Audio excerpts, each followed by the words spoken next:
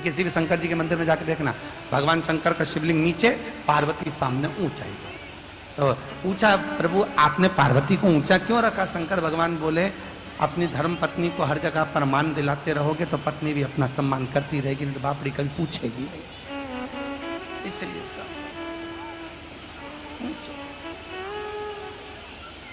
तो पार्वती जी से पूछा कि आप शंकर जी के पास क्यों नहीं बैठती हो? पार्वती जी बोली इनके भगत जैसे ये भोले, इनके भगत पूरे गोले। अब क्या बताएं, जब घर से फ्री हो जाए पानी लेके आ जाए, उंडेल उंडेल के चली जाए, भर दोपहरी में 2-2 3-3 बजे पानी चढ़ा, इनको भी चढ़ा जाए और पास में बैठो तो हमें भी चढ़ा जाए। अब इनका क्या, ये तो कर्पूर गरम करना उतारा, इनका क्या, इनके शरीर पे एक भी तो कपड़ा नहीं है, ये तो दिगंबर। अब ऐसे दिगंबर वेश में बैठते, इनको कोई पानी चढ़ा जाए तो पोछने की जरूरत नहीं, पानी यूं ही बह जाए। अब हम तो कपड़े पहन के बैठते, इतने गीले हो जाते कि ठंड के कारण ही मर जाते। इसलिए पार्वती जी बोली हम तो एकांत में ही अच्छे दादा, इनके ऊपर चढ़ाओ जो कुछ चढ़ाना सब चढ़ाओ। पार्वती मैया बड़ी मस्ती में है। गणेश जी भी, गणेश जी से पूछा तुम तुम्हारे पिताजी के पास नहीं बैठते? कि जरूरत नहीं बाबा, दिन भर पानी चढ़ा चढ़ा के बीमार कर दे, इसलिए हम तो दूर अच्छे। तुम यहीं देख लो शंकर जी के मंदिर के पास में, शंकर जी के आसपास कोई नहीं, उनकी पूरी औलाद पत्नी कोई नहीं, सब दूर बैठे, वो देखते रहे तुम पे डोलते। हम तो चक्कर में पड़े, क्योंकि शिव के भगत भी बड़े विचित्र होते, बड़े भाव से।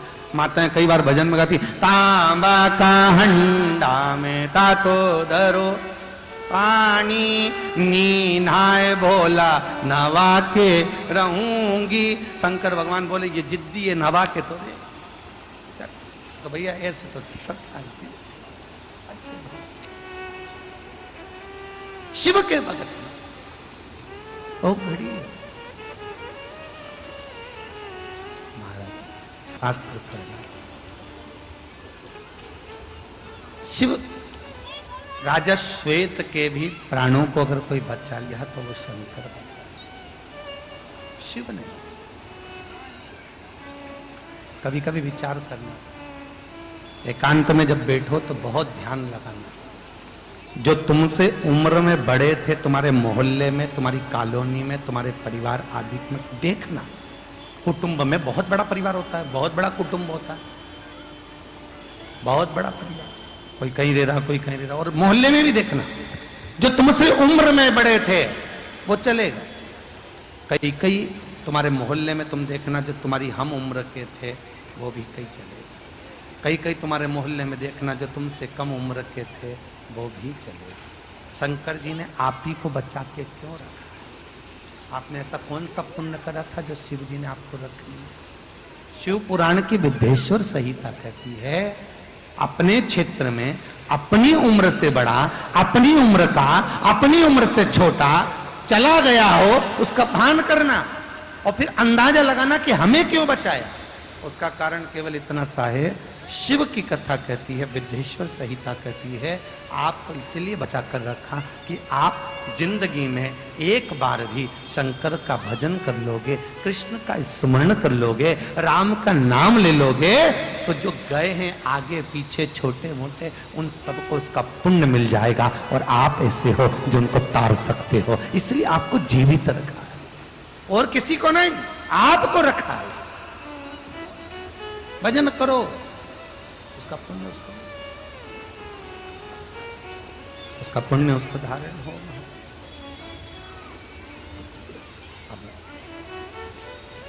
शिव कथा कह रहे, ऐसी कोई जगह नहीं है जहां शंकर नहीं, ऐसा कोई स्थान नहीं जहां शिव ना हो। संपूर्ण भूमि शंकर की है, संपूर्ण भूमि। जिस बद्रीनाथ में लोग दर्शन करने जाते हैं वो बद्रिक नारायण भी शिव जी का ही है। वो तो लक्ष्मी जी घूमने आई थी और उनको वो अच्छा लगा तो जिद पे अड़ गई, भोजन वोजन करना छोड़। इसलिए ज़्यादातर पति अपनी अपनी पत्नियों को घुमाने मॉल में लेके नहीं जाते। एक बार देखी आती प्राण खाती सामान चीज। लक्ष्मी जी को वो बद्रिकाश्रम बड़ा सुंदर है। नारायण ने पूछा, लक्ष्मी तुम मौन होकर बैठी हुई है, कुछ खा नहीं रही, पी नहीं रही, क्या बात है? लक्ष्मी जी बोलती हैं, बस वो बद्रिकाश्रम मेरी आंखों से नहीं हट रहा, ओझल नहीं हो रहा, कुछ कृपा कर दो कि मुझे वो मिल जाए।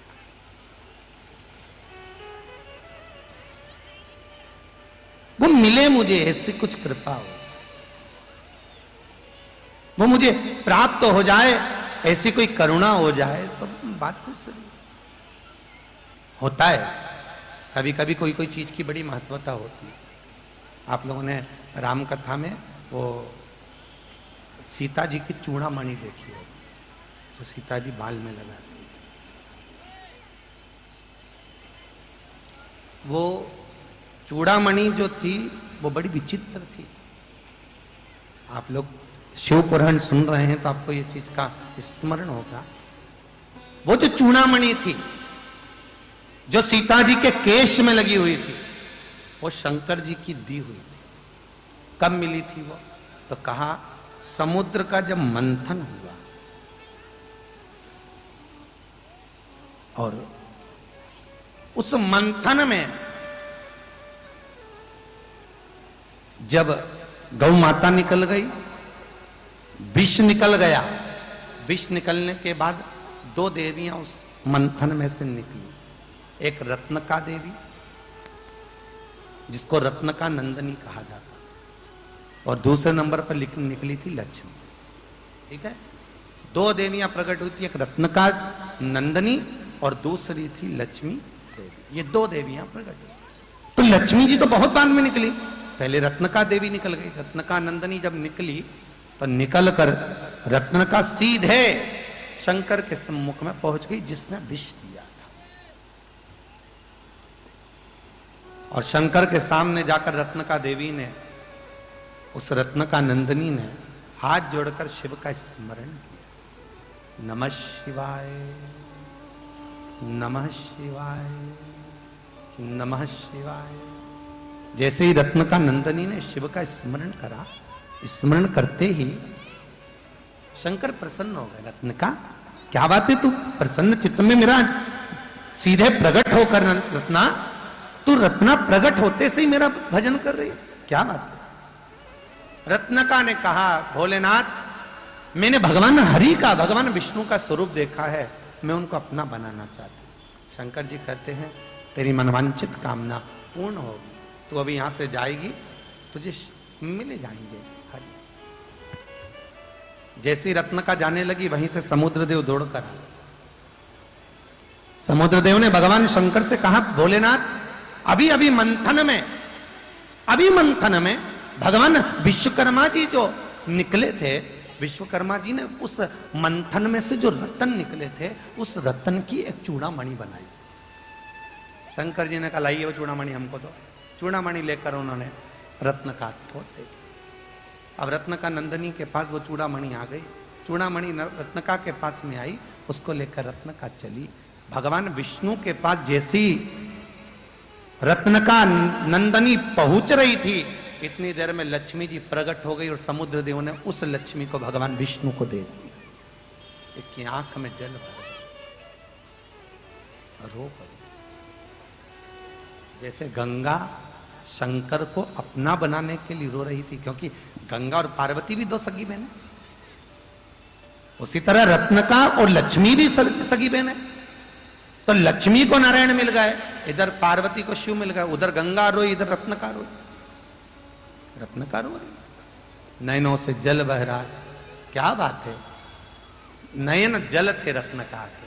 भगवान विष्णु जान गए, दौड़कर रत्नका के पास में आकर बोले, रत्नका नंदनी तुम रो रही हो? हाँ प्रभु, मैं आपको अपना बनाना चाहती थी, पर आप मेरे नहीं हो पा, लक्ष्मी के हो गए नारायण। चिंता मत कर रत्नका, तूने मुझे अपने मन से पति बनाया है ना। सत्ययुग तो नहीं, त्रेता भी नहीं, द्वापर भी नहीं, पर जब मेरा कल्कि अवतार होगा, उस कल्कि अवतार में तू मेरी धर्म पत्नी बने। जब कलयुग पूर्ण नष्ट होने पर रहेगा, भगवान का कल्कि अवतार होगा, तब ये रत्न नंदनी भगवान की पत्नी होगी। प्रभु जब तक मैं क्या करूं, जा सुंदर शिखर पर गजमथ पर बैठकर लोग तुझे वैष्णवी कहेंगे, वहां बैठकर तू साधना में लीन हो जा, तप में लगी रहे।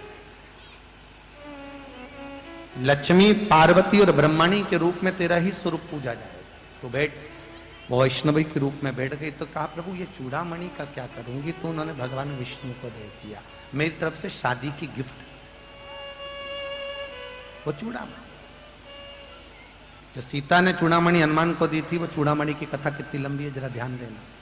आपने राम कथा में कभी सुनी ना सुनी, पर आज शिव पुराण में सुनी।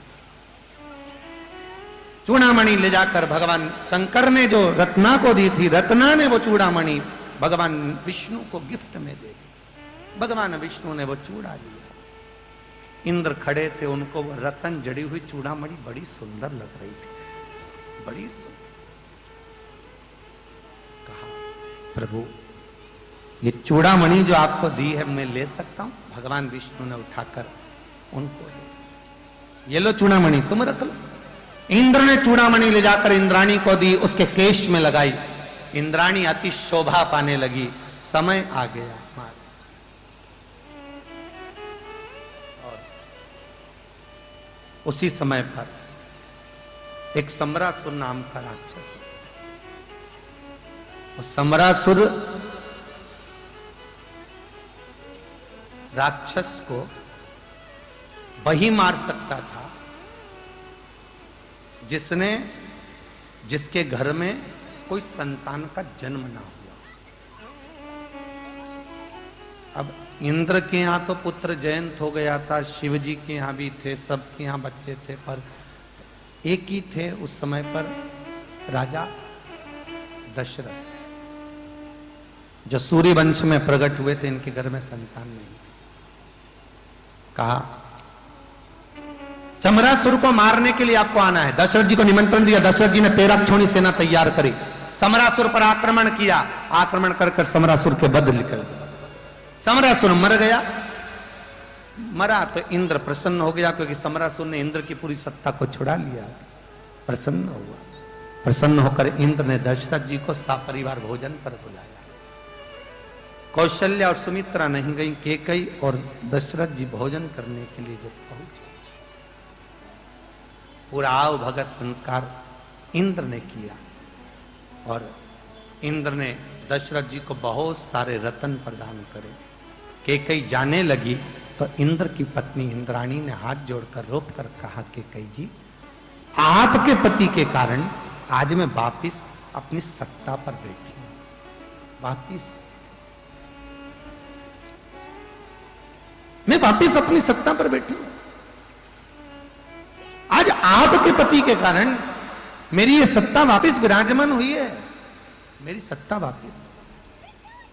इसलिए मैं अपनी चूड़ामणि कैकेयी आपको देती हूं। कैकेयी ले ये चूड़ामणि, तुम्हारे जिस राज्य की नारी इस चूड़ामणि को पहनेगी, उस राज्य का राजा कभी हार नहीं सकता।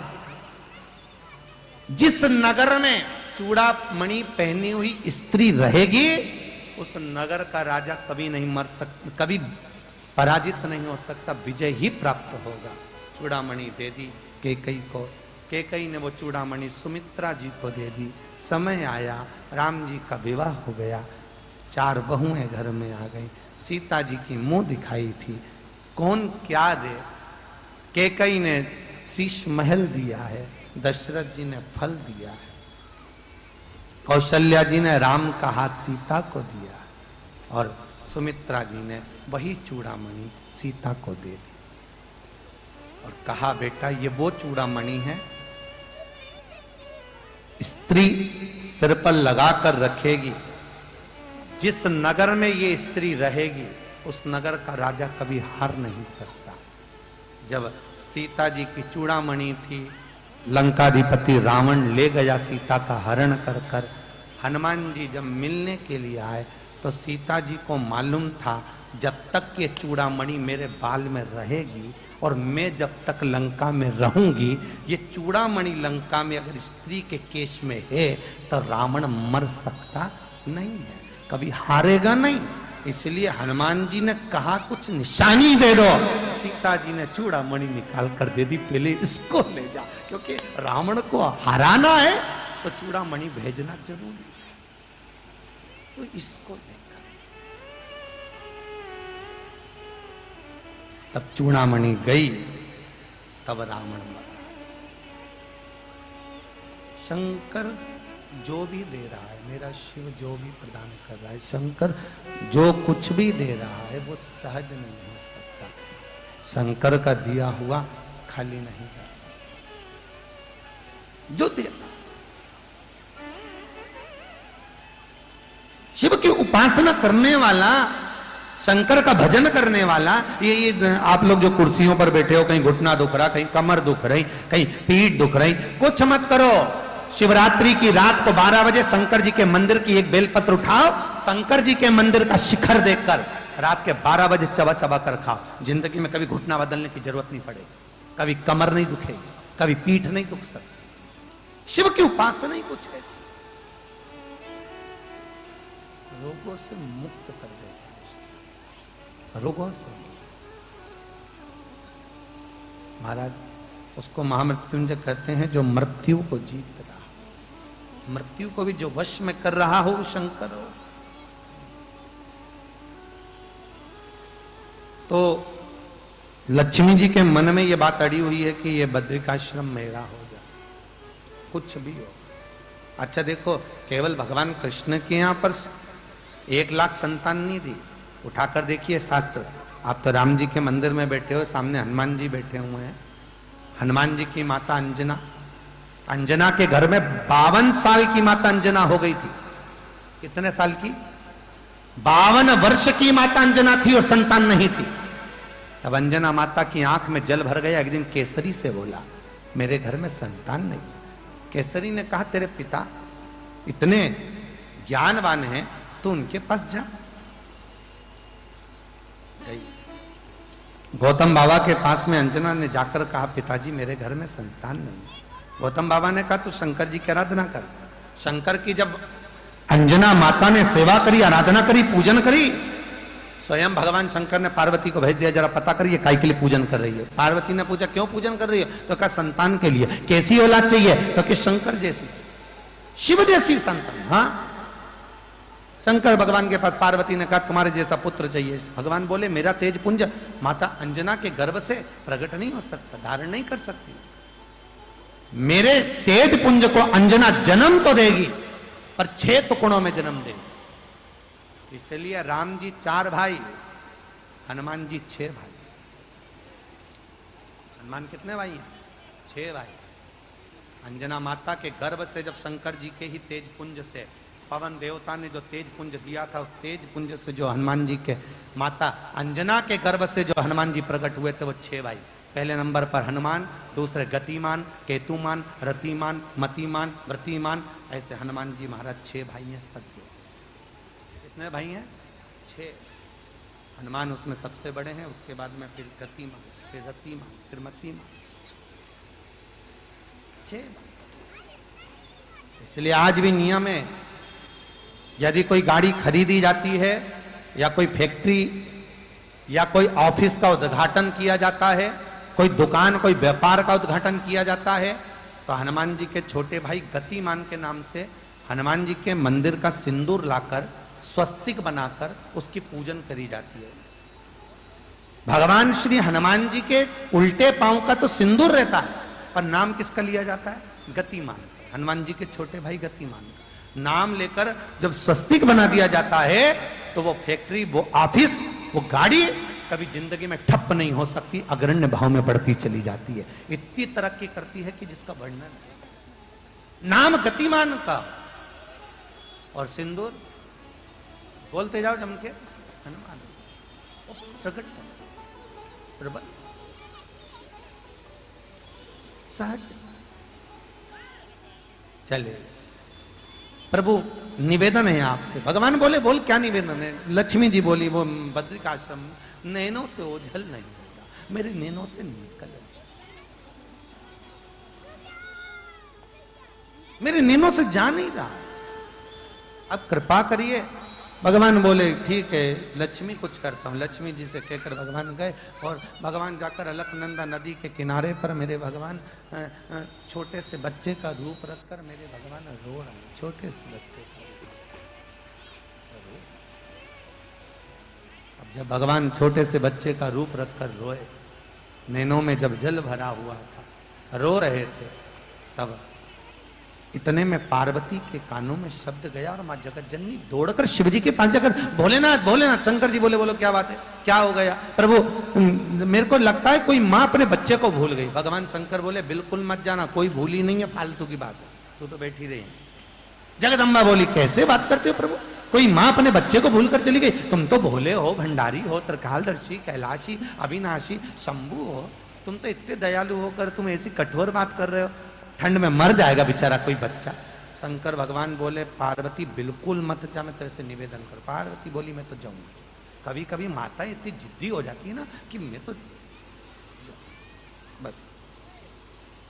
पति कहते हैं मत जा मत जा मत जा, ये रिटर्न बढ़ा दो, मत जा कहते हैं पर नहीं, मैं तो जाऊंगी बस। और चलिए भगवान विष्णु जैसे ही रो रहे थे, छोटे से बच्चे का रूप रखकर भगवान चले। पार्वती जी ने जाकर जो देखा, देखकर बालक को पार्वती जी ने गोदी में उठा लिया। कितना सुंदर बालक है, ना जाने कौन छोड़ गया, ना जाने कौन छोड़। और गोदी में लेकर माता पार्वती तुरंत शंकर जी के पास जाकर बोली देखो तो सरी कितना सुंदर बालक है, देखो जरा। शंकर भगवान ने आंख खोलकर देखकर हाथ जोड़ के बोला वारे नारायण, आ गए, पहुंच गए। भगवान विष्णु ने किलकारी मारना चालू करी, फिर रोए।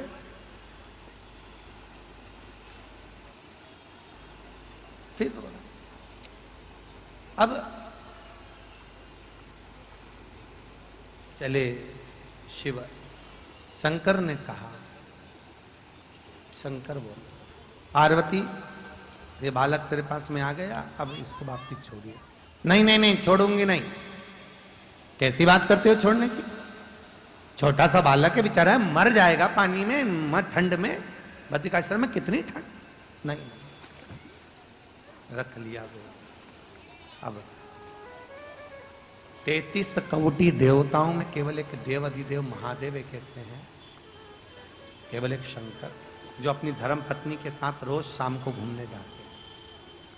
केवल 33 करोड़ देवता में एक देवाधिदेव महादेव ऐसे हैं जो अपनी धर्म पत्नी के साथ रोज घूमने जाते हैं, प्रतिदिन। अब ये तो घूमने जाए, इनको देख के लक्ष्मी जी कुड़ के मरीज जाए। लक्ष्मी जी के मन में आए बताओ, चल दिए नंदी पे बैठ के। फिर एक दिन लक्ष्मी जी ने भगवान विष्णु से कहा देख लो, तुम्हें दिन भर 24 घंटे कम आने से फुर्सत नहीं मिले, और वह शंकर पार्वती को देख लो, रोज शाम होती घूमने निकल जाते। अच्छा ऐसी बात नहीं है, तुम्हारी पड़ोसन भी रोज रोज पति के साथ घूमने जाए तो बेचारी पड़ोसन की आफत हो जाए। रोज अपने पति से देख लो, तुम्हें दिन भर दुकान दुकान दुकान, घर घर, कमाना कमाना, और वो दोनों देखो हर दिन चले जाए घूमने के लिए, तुम मेरे को कहीं नहीं लेके जाओ।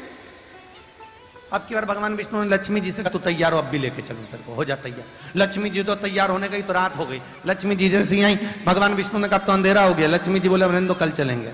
पर ये तो बताओ प्रभु, ये तो शंकर भगवान आते से बोलते चल गोरा, और गोरा तुरंत चल देती। इनके ताला माला नहीं लगाते, चाबी माबी। अब मैं तो गई तो बैकुंठ का 8 दरवाजा बंद करूं, 24 खिड़की बंद करूं, फिर आऊं, तो इनके घर में ताला माला नहीं लगाए। भगवान विष्णु बोले कुछ होए तो लगाए। क्या कुछ होए तो लगाते, तो कुछ थोड़ा बहुत तो होगा। तो शंकर भगवान बोले हे थोड़ा बहुत तो है। भगवान विष्णु बोले थोड़ा तो है, फिर ताला नहीं लगाते। तो इतने में भगवान विष्णु बोले लगाने की जरूरत ही नहीं। बोली जब घूमने जाते गले में से एक बब्बा को निकाल के दरवाजे पे छोड़ जाते, किसी के बाप में दमो तो घुस के बताए अंदर। कौन घुसेगा अंदर? प्रवेश कहा। सबसे ज्यादा प्रसन्न चित्त में अगर कोई परिवार है तो वो देव अधिदेव महादेव का परिवार। बड़ी मस्ती में रहते दोनों, धर्म पत्नी और पति दोनों, पत्नी पति दोनों मस्ती, अपनी मस्ती में बैठे रहते हैं। आप लोगों जैसा परिवार नहीं है, जरा जरा सी बात में क्लेश करना, बहुत मस्ती।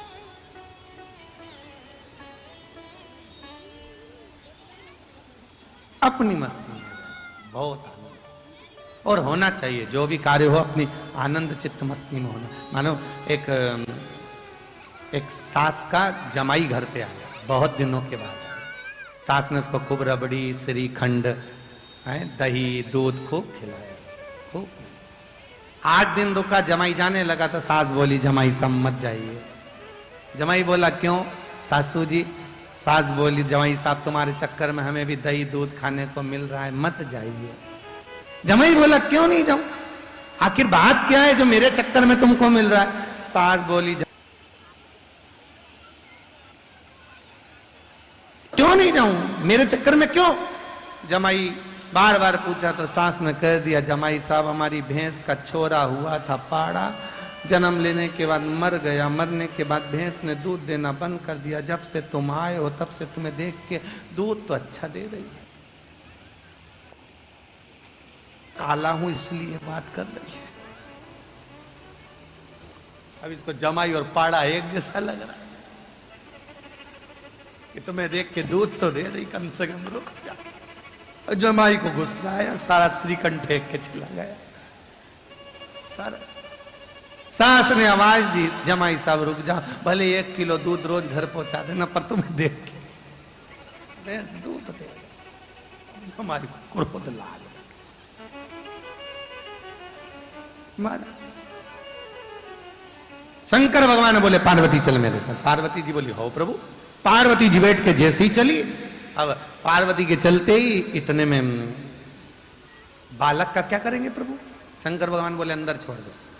अंदर कौन संभालेगा? भगवान बोले, सब अभी तो आ रहे हैं, अपन छोड़ दे।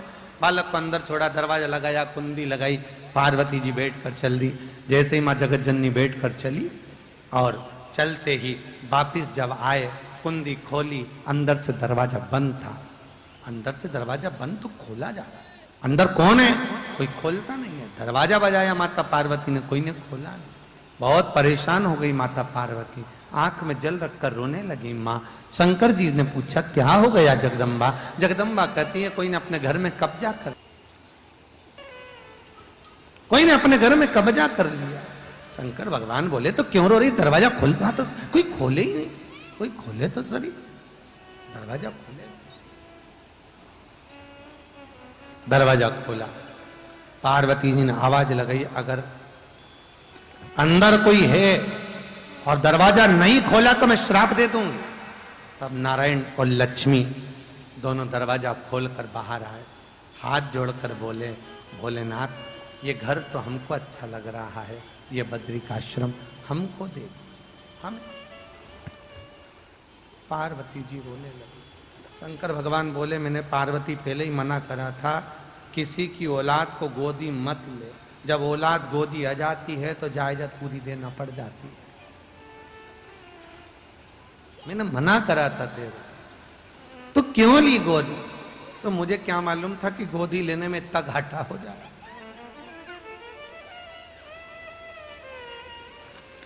इतना घाटा। पार्वती की आंख में जल भर गए।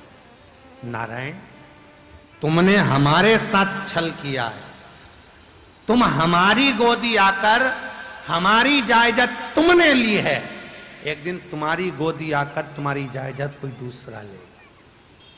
भागवत जी सुनिए, उसमें चरित्र आता है। ध्रुव जी महाराज ने तप किया, तप कर कर भगवान विष्णु ने कहा, मांग तुझे क्या चाहिए? ध्रुव जी ने कहा, कुछ भी नहीं चाहिए, आपकी गोदी बिठा लीजिए। भगवान बोले, और कुछ मांग ले? नहीं, मुझे तो आपकी गोदी में बैठना है। और ध्रुव जी महाराज को भगवान विष्णु ने अपनी गोदी में बिठा लिया। देवताओं ने पुष्पों की वृष्टि कर दी, गंधर्व गान कर दी, अप्सरा नृत्य कर दी। गजब हो गया, इन्होंने दूसरे का मकान लिया था, इनका बैकुंठ ध्रुव ने ले लिया। अब ध्रुव के पास जो गोदी आया तो जायदाद गई। तुमने हमारी ली, कर्म का भोगे, वो तो तुम किसी की लोगे तो कोई तुम्हारे ले जाओ।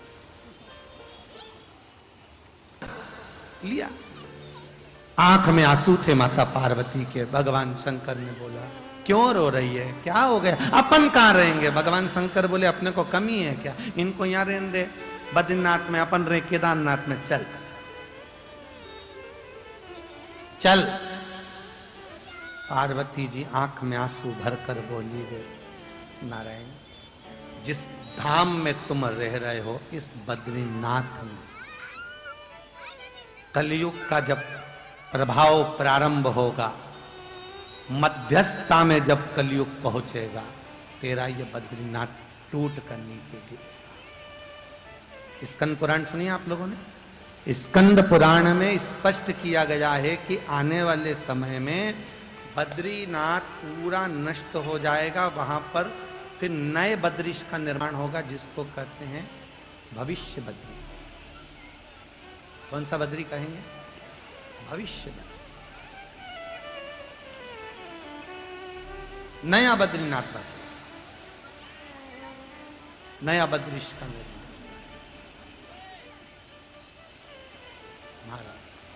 रो रही है मां पार्वती, शंकर कह रहे मत रो, दे दे, क्या करें।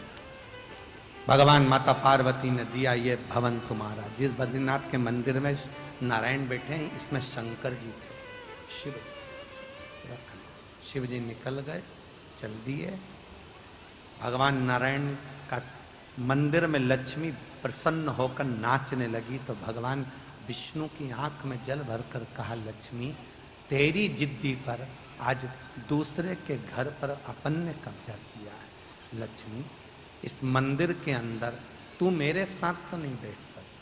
अगर मैं अंदर होऊंगा तो तू बाहर होगी, और तू अंदर तो मैं बाहर। आज भी बद्रीनाथ के मंदिर में जाकर दर्शन करना, नारायण अंदर हैं, लक्ष्मी बाहर है। भगवान विष्णु ने शंकर से निवेदन करा, आप यहां नहीं रहेंगे? शंकर भगवान कहते हैं, सुनो नारायण, जो भी इस बद्री नारायण में आएगा, चने की दाल लेकर आए।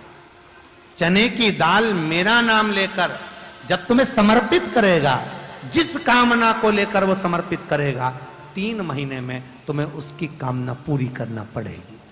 आज भी बद्रीनारायण का नियम है कि चने की दाल को ले जाते हैं तो ओम नमः शिवाय बोलकर, नमः शिवाय ओम बोलकर, श्री शिवाय नमस्तुभ्यम बोलकर, शंकर का नाम लेकर बद्रीनारायण जी की परिक्रमा कर कर चने की दाल बद्रीनाथ के मंदिर में जो चढ़ा देता है, उसकी मनोकामना 3 महीने में पूरी हो जाती है।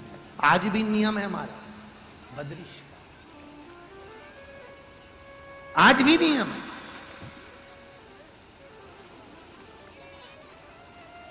महाराज जी,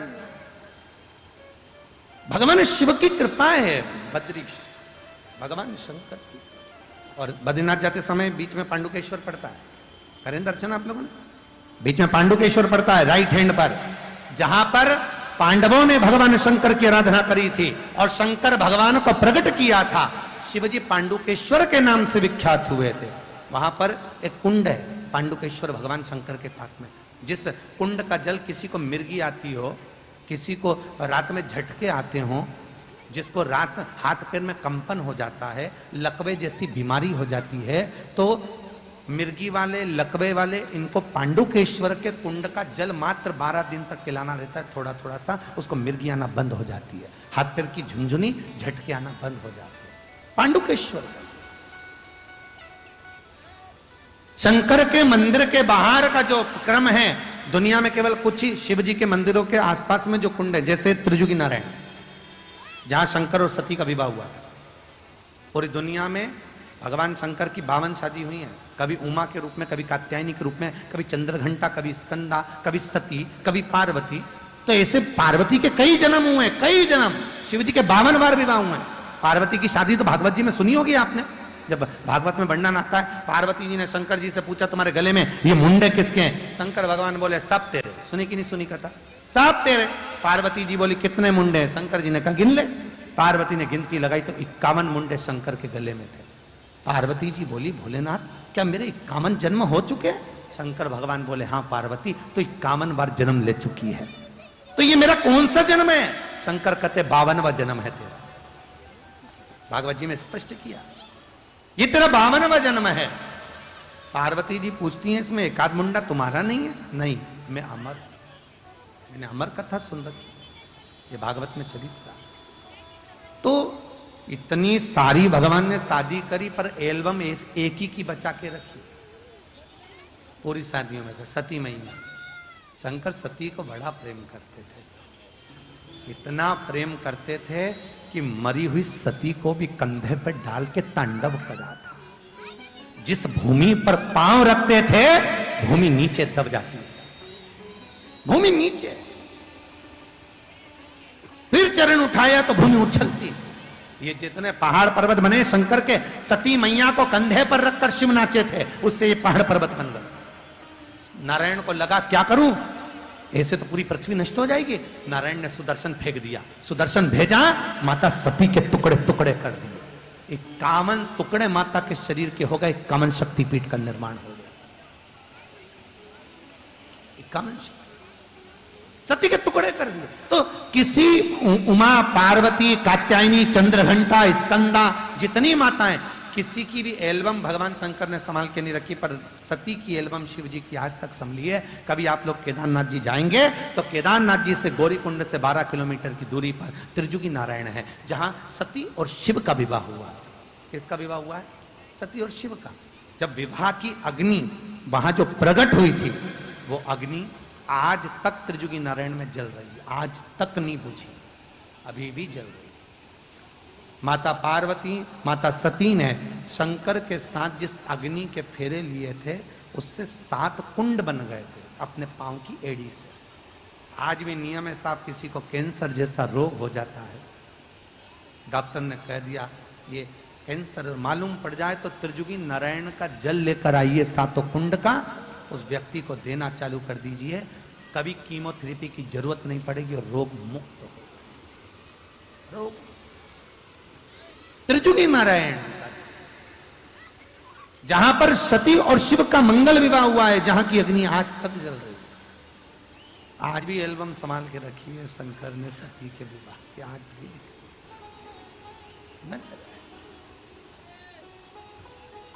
सहज नहीं है शिव, शंकर ओघड़ी है महाराज।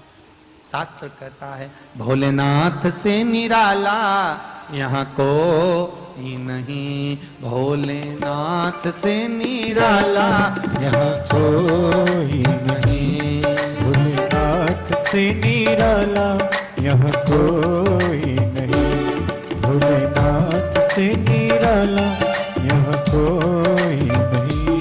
ओ कोई नहीं रे यहाँ कोई नहीं, कोई नहीं रे यहाँ कोई नहीं, भोलेनाथ से निराला यहाँ कोई नहीं, भोलेनाथ से निराला यहाँ कोई नहीं। आओ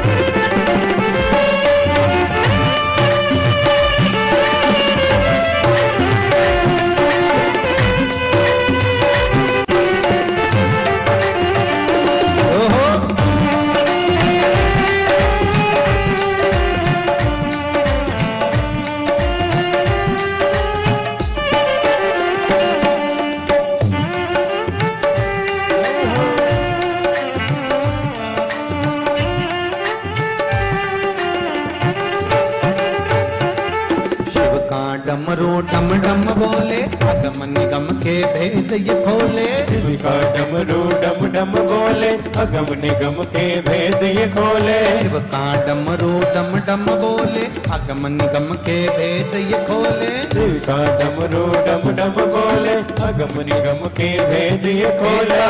डमरू बजाने वाला कोई नहीं, ऐसा डमरू बजाने वाला कोई नहीं, भोलेनाथ से निराला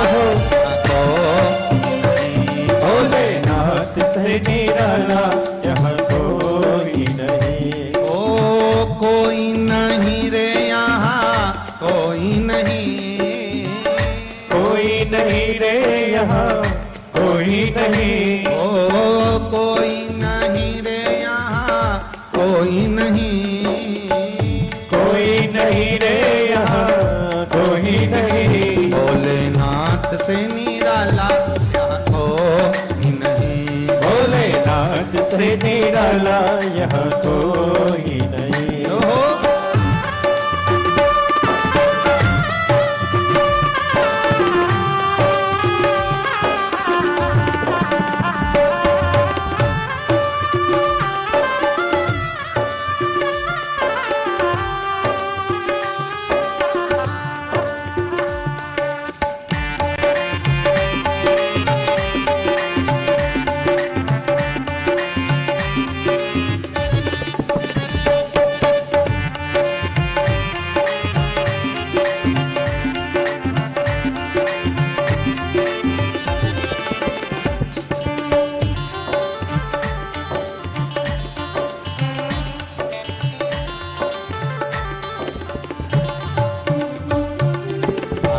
जब जब करवट बदले पाप चमकते अगले पिछले। आया जब जब करवट बदले पाप चमकते अगले पिछले। आया जब जब करवट बदले पाप चमकते अगले पिछले। आया जब जब करवट बदले पाप चमकते अगले। ऐसा जोग जगाने वाला कोई नहीं। ऐसा जोग जगाने वाला कोई नहीं। भोलेनाथ से निराला यहाँ कोई नहीं। भोलेनाथ से निराला यहाँ कोई नहीं।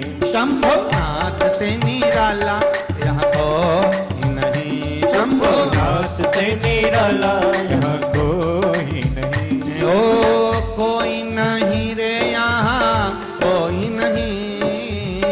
कोई नहीं रे यहाँ कोई नहीं।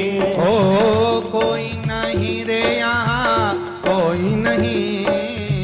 कोई नहीं रे यहाँ कोई नहीं। भोलेनाथ से निराला यहाँ कोई नहीं। भोलेनाथ से निराला यहाँ कोई नहीं। शंभुनाथ से निराला यहाँ कोई नहीं। शंभुनाथ से निराला यहाँ कोई। हर हर महादेव। भगवान शिव जैसा अवघड़ का भगवान केदार गए, बद्रीश गए। ऐसी कोई भूमि जहां शिव न। जब आक्रमणकारियों ने आक्रमण करा, गोवर्धन नाथ जी के शिखर पे से श्रीनाथ जी की मूर्ति को ब्रजवासियों ने बैलगाड़ी में घास में छुपाकर जब लेकर चले मारवाड़ की भूमि नाथ द्वारा में जब आए, सब दूर मेरे श्री जी बाबा थक गए। मेरे श्रीनाथ जी सब दूर थक गए। और श्री जी बाबा जैसी थके, थककर श्रीनाथ जी ने कहा, भोलेनाथ। शंकर जी आए, बोलो प्रभु क्या बात है गोवर्धन नाथ जी। शंकर जी से गोवर्धन नाथ जी बोले, मैं कहाँ रहूं? तो आप यहाँ मारवाड़ भूमि में रहो, नाथ द्वारा में आराम से विराजमान हो, रहो यहीं पर। फिर मेरी रक्षा कौन करेगा? शंकर भगवान बोले, एक लिंग जी के रूप में मैं रहूंगा, आप रहिए, आपकी रक्षा मैं करूं। तिरुमाला के शिखर पर तिरुपति जब भगवान विष्णु तप करने आए तो उन्होंने शंकर जी से पूछा कि मैं तप कहां करूं? तो कहा तिरुमाला के शिखर पर करो। रक्षा कौन करेगा? शंकर कहते हैं कपिलेश्वर महादेव के रूप में नीचे बैठकर मैं रक्षा करूंगा। तिरुपति कौन कौन गया है? जो गए हैं उनको मालूम होगा, ऊपर नारायण, नीचे कपिलेश्वर महादेव। नाथ द्वारा कौन कौन गए? गयो, दर्शन करे होंगे। नाथ द्वारा इधर तो एक लिंग जी उधर, रक्षा कर।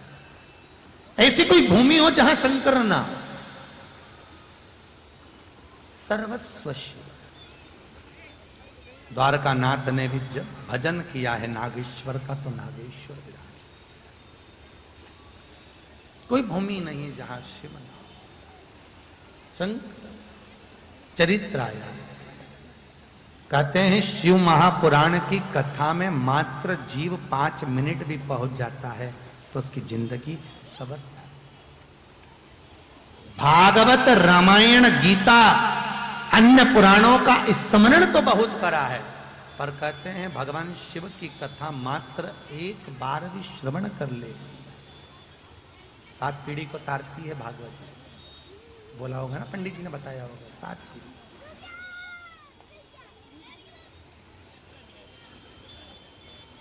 गीता जी भी 7 पीढ़ी तार देती, रामायण भी 7 पीढ़ी तार देती। बताया कि नहीं बताया, पंडित जी ने बताया ना। पर शिव महापुराण की वायव्य संहिता कहती है कि व्यक्ति, कोई स्त्री अगर इस शिव महापुराण की कथा को श्रवण करती है तो 1 या 7 पीढ़ी नहीं, उसके दोनों कुल की 71 पीढ़ियां तर जाती है शिव महापुराण की कथा श्रवण करने। बोल सीताराम सरकार की, राजा रामचंद्र भगवान की, जनक दुलारी माता सीता की, श्री हनुमंत लाल की। 7 पीढ़ियां, 71 पीढ़ियों तारे, 71 तर जा। कितनी कितनी, कितना सुंदर लिखा है शिव महापुराण में। शिव महापुराण सुनकर जाने वाला जीव, आप लोग अगर कथा सुनकर जब जाते हैं, निकलते हैं और कहोगे महाराज हमारी बहू को गुस्सा आता है, कोई कहेगी हमारे पति को गुस्सा आता है, कोई कहे हमारी पत्नी को गुस्सा आता है, कोई कहे मेरे पोते को गुस्सा आता है। जरा से जरा सा बच्चे से लेके बुढ़े से बुढ़ा व्यक्ति भी ऐसा होता है जिसको क्रोध रहता है। और क्रोध केवल मनुष्य को नहीं, एक चींटी है उसको परेशान करोगे तो वो भी काटती है, चींटा है वो भी काटे। क्रोध सम में रहेगा। क्यों रहेगा? क्योंकि वो क्रोधासुर हाथ जोड़कर विनती करा तो भगवान शंकर ने कहा एक अंश तेरा सूर्य में रहेगा।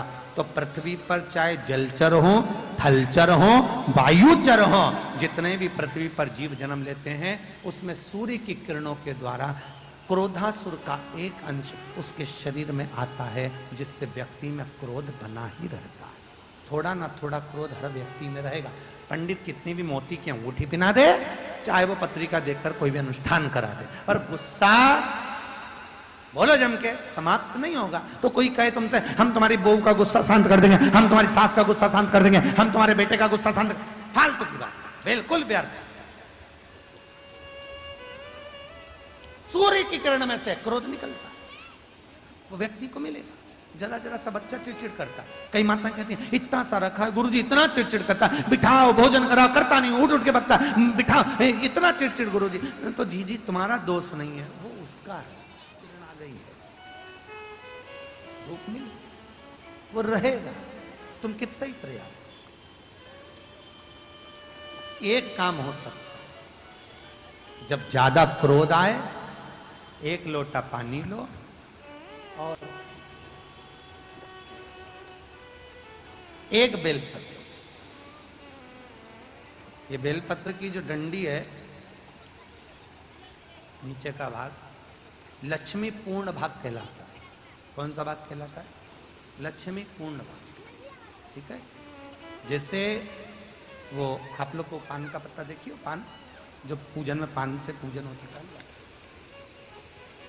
ये पान का पत्ता जो होता है, ये देखा है, ये काय से प्रकट हुआ है, ये पान कहाँ से जन्मा, इसको पूजन में क्यों महत्वता दी गई? पीपल का पत्ता पूजन में नहीं रखा जाता कि तो भाई पीपल का आजकल रख ले, बात दूसरी है, परंतु मुख्य अगर कोई पत्ता है तो ये पान का, पूजन में इसको रखते हैं, जल छोड़ने के लिए, पूजन में गणेश जी विराजमान करना, स्वस्तिक बनाना, इसकी महत्वता क्यों है? कहाँ से आया ये, किधर से प्रकट आई है? तो इसके प्रकट का कारण है समुद्र मंथन की कथा। जब मंथन हुआ, उस मंथन में अमृत निकला। क्या निकला है? अमृत। अमृत के कलश को देवता ले जा रहे थे, राक्षसों ने छुड़ाया, राक्षसों ने छुड़ाया, फिर देवताओं ने छुड़ाया। देवताओं ने छुड़ाकर वो अमृत का कलश, जहां पर इंद्र का ऐरावत हाथी बंधता था, उस ऐरावत हाथी जिस खंबे से बनता था, उस खंबे के पास छुपा दिया।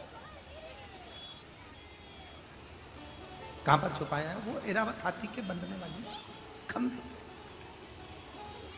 अब खंबे के पास में वो अमृत का कलश छुपाया। छुपाते से ही जब वो अमृत के कलश को छुपाया जा रहा था, उसमें से 1 बूंद पृथ्वी पर गिर, गिरते से ही अमृत के कलश के पास एक बेल चढ़ गई। वो बेल खंबे के ऊपर चढ़ती चढ़ती चढ़ती चढ़ती आगे बढ़ गई। जैसे ही बेल चढ़ी, चढ़ते से उसमें पत्ते लगे। उस पत्ते को एरावत हाथी बंधा हुआ था, उसने उस पत्ते को तोड़ा और खा लिया। काय का पत्ता? यही पान का। एरावत ने खाया। अब एरावत हाथी ने जब पान खाया तो बड़ा मस्त रहने लगा। एक दिन इंद्र ने एरावत से पूछा कि तू ऐसा क्या खा गया जो इतनी मस्ती में रह रहा है?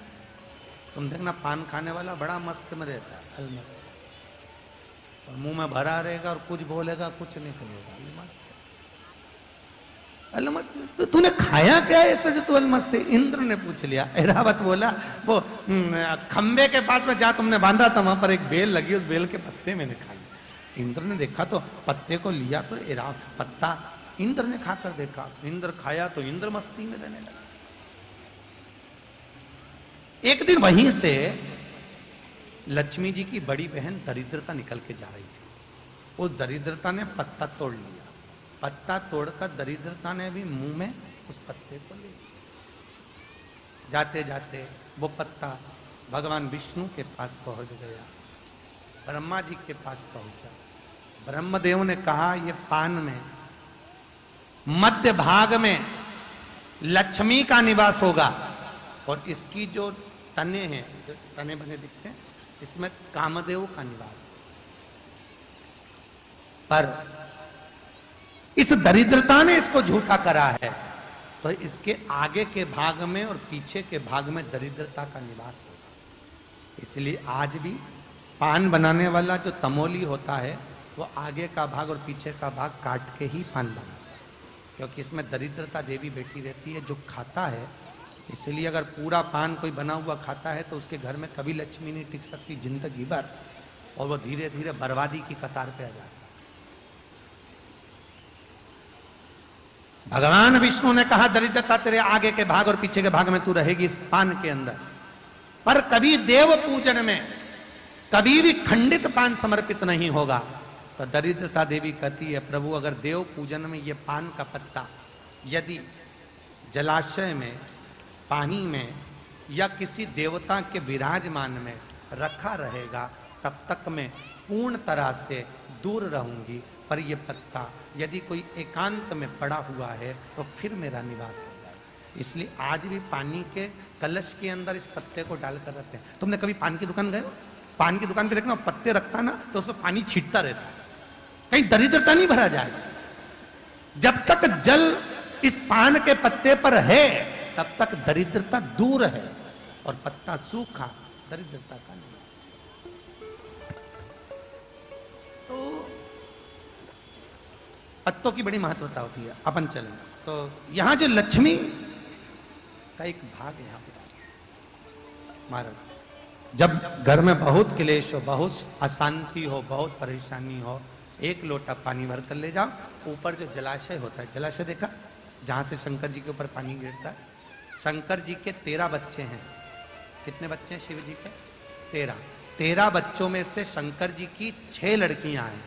6 लड़कियों में से शंकर जी की 5 लड़कियों का स्थान, जहां से पानी शंकर के ऊपर गिरता है, जिस जलाशय से, जिस कुंड से, जिस जलाधारी से, उस जलाधारी में से जो बूंद बूंद पानी गिर रहा है, ये शंकर जी की 5 लड़कियों का स्थान होता है।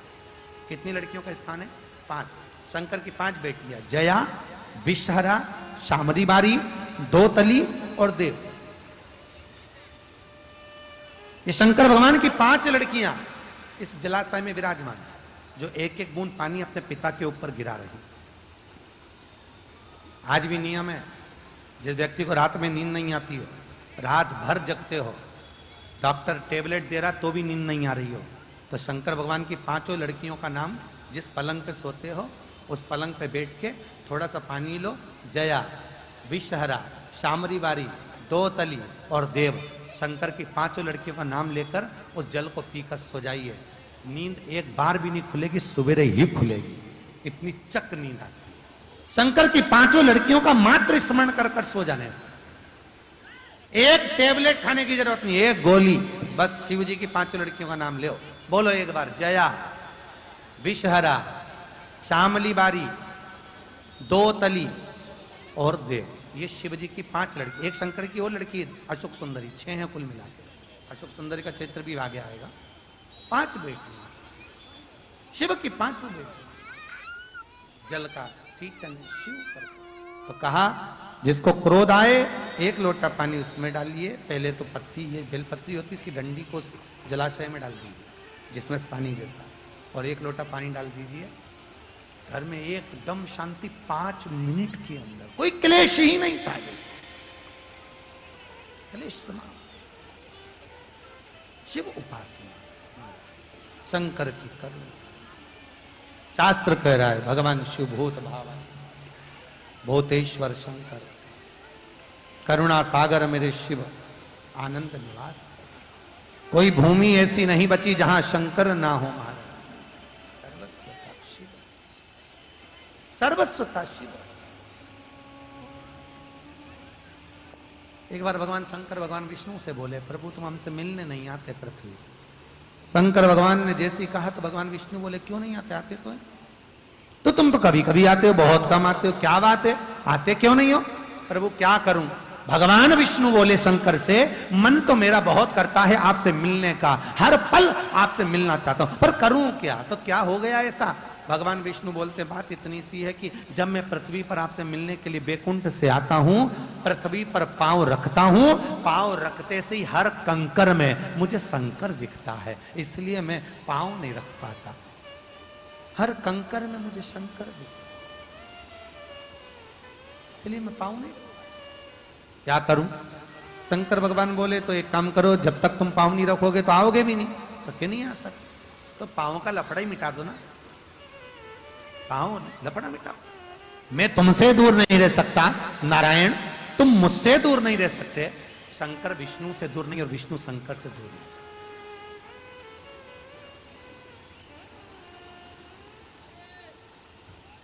शंकर से तुम मुझसे दूर नहीं हो।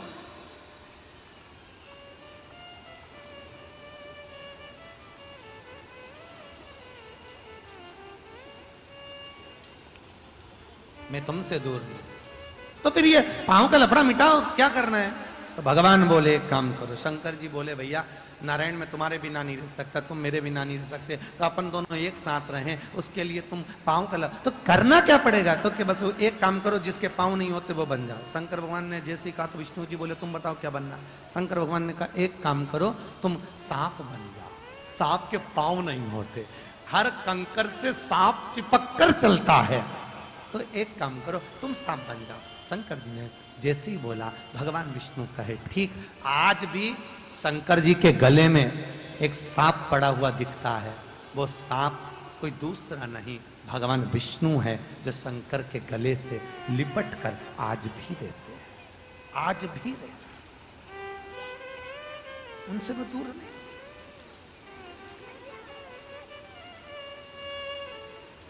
शंकर नारायण के बिना नहीं, नारायण शिव के बिना, शिव के बिना नहीं। आगे चरित्र है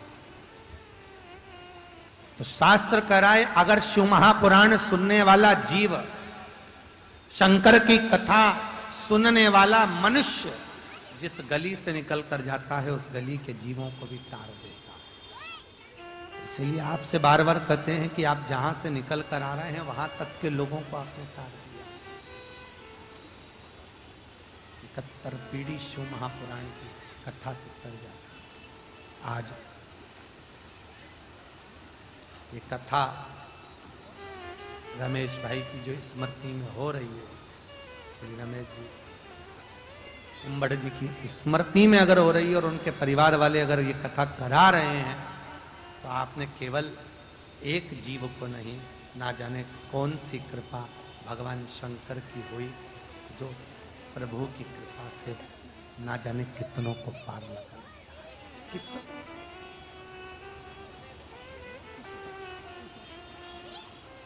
प्रभु की कृपा।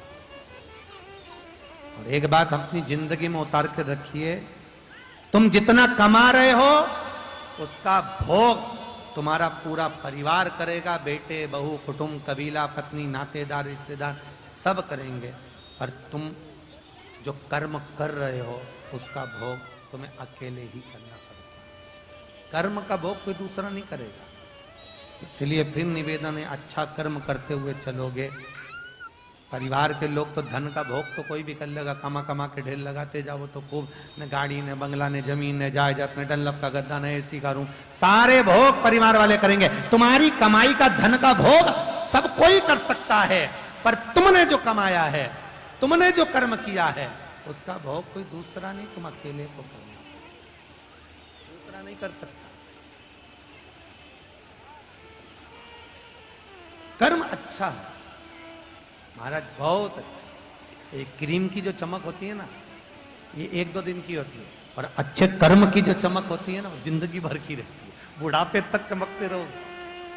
कई कई बूढ़ी बूढ़ी माताओं को देखना, इतनी जोरदार दिखे जितनी बहू नहीं दिखे। और बहू पार्लर में तैयार हो और डोकरी घर में यूं ही ऊंचे ऊंचाए बाल को तैयार कर रखे, बिंदी लगा के और लाली लगा कर काजल लगा के, जैसी डोकरी साड़ी पहन के बाहर निकले ना, बहू का तो हृदय जल जाए। डोकरी के देख तो सही, कई जोरदार लगे। Gold is gold.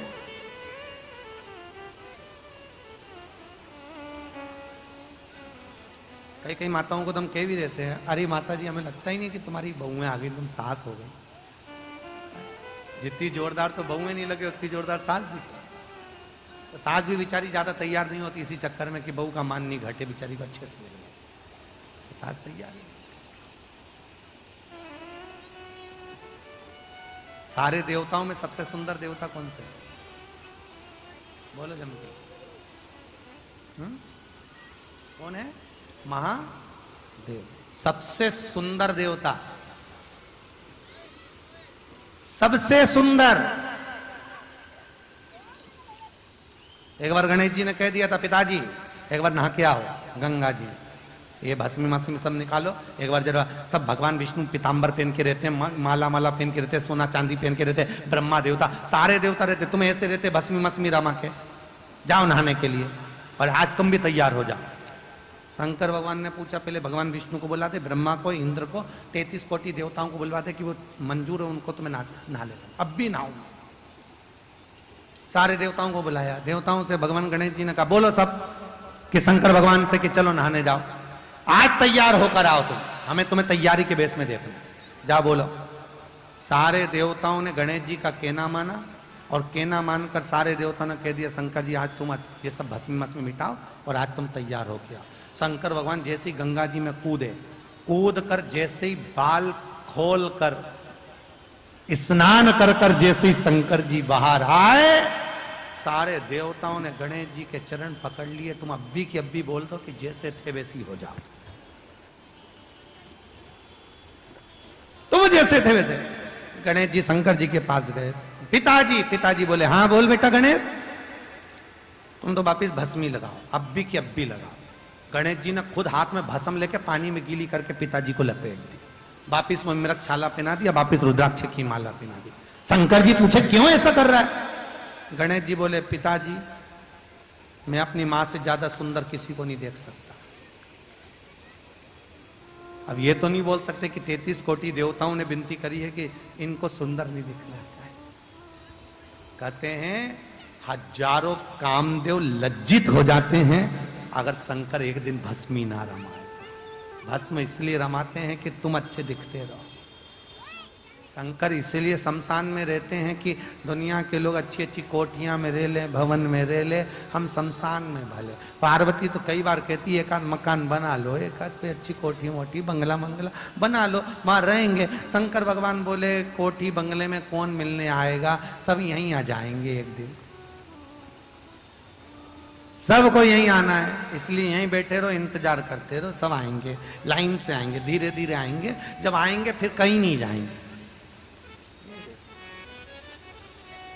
भोले ना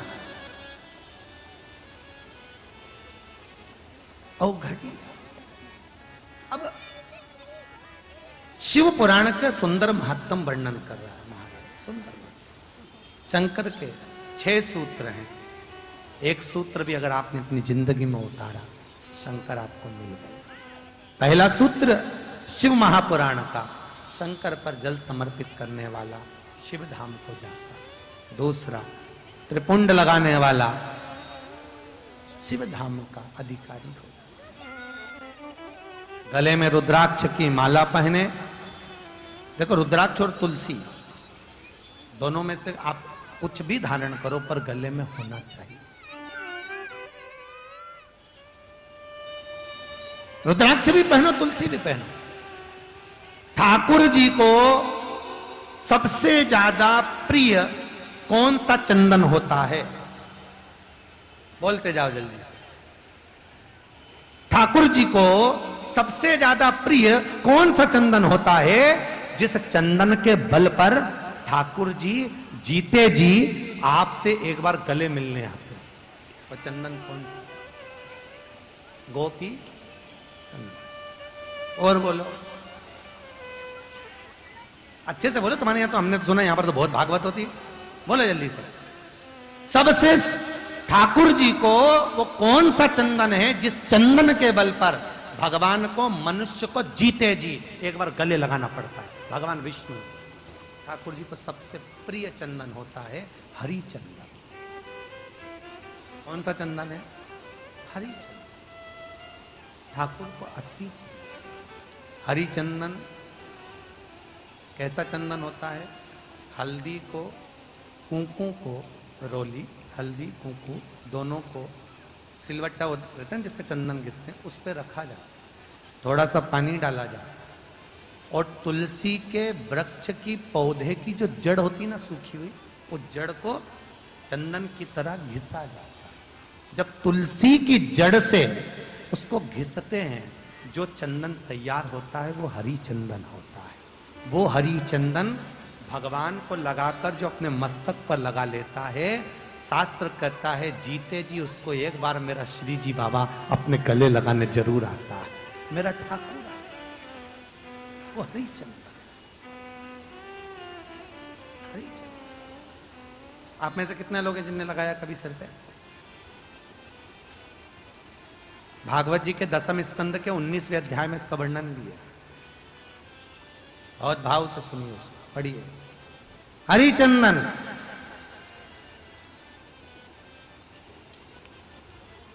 एक तुलसी का पत्ता भोग में मत रखो, भोजन में मत डालो, भगवान स्वीकार करेगा क्या? अरे बोलो जम के, नहीं, क्योंकि इसमें तुलसी नहीं है। और यदि आपके गले में रुद्राक्ष या तुलसी नहीं है तो भगवान तुम्हें स्वीकार करेगा क्या? अरे बोलते जाओ, नहीं। तुम कितनी भी सोने की कंठी पहनो, चेन पहन लो, तो रुद्राक्ष अगर है तो शंकर जान जाते हैं ये मेरा है, वो ले जाते हैं। तुलसी है तो भगवान विष्णु कहते हैं ये मेरा है, इसको मैं स्वीकार करूंगा। बिना तुलसी के भगवान जब भोजन नहीं ग्रहण करते तो तुम्हें कैसे ग्रहण करेंगे? ये विचार तो करो। और यो जोधपुर वाली जीजियो, अच्छे से सोचो तो सही जरा, स्वीकृति कैसे हो? इतना सुंदर लिखा है, कार्तिक के महीने में 10वीं तिथि को जो तुलसी की डंडी को घी में भिगोकर अपनी कामना कर कर भगवान के सामने दिए में रखकर जला देता है, दिए की तरह उससे आरती उतार देता है, कहते हैं उसका जन्म दूसरी बार पृथ्वी पर नहीं होता, वो भगवान के गोलोक धाम में जिंदगी भर के लिए विराजमान हो जाता है। जिंदगी भर दीप की।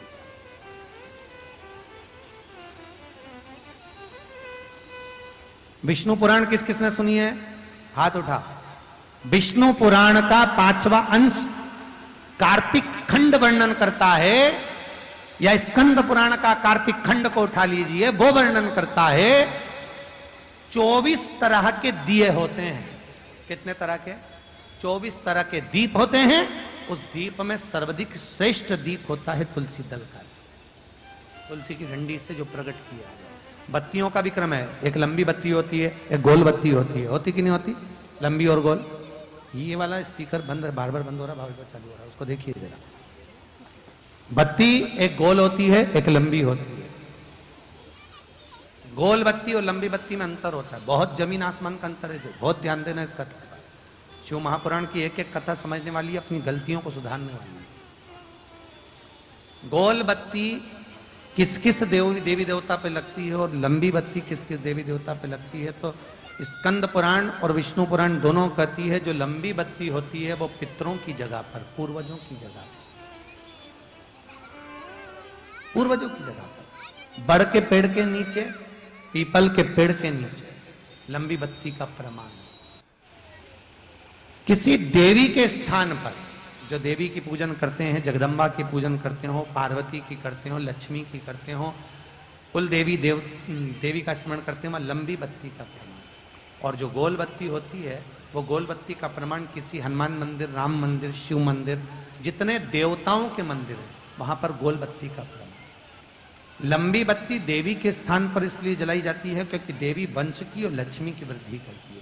तो लक्ष्मी और वंश बड़ा होना चाहिए, लंबा होना चाहिए। और देवता के सामने गोल बत्ती इसलिए लगाई जाती है कि हमारा मन, ये चित्त, ये वृत्ति आपके चरणों में टिकी रहे और एक दिन हम भी वैकुंठ का वास करें, इसलिए गोल बत्ती लगाई। एक सहस्त्र बत्ती होती है, करें दर्शन कभी?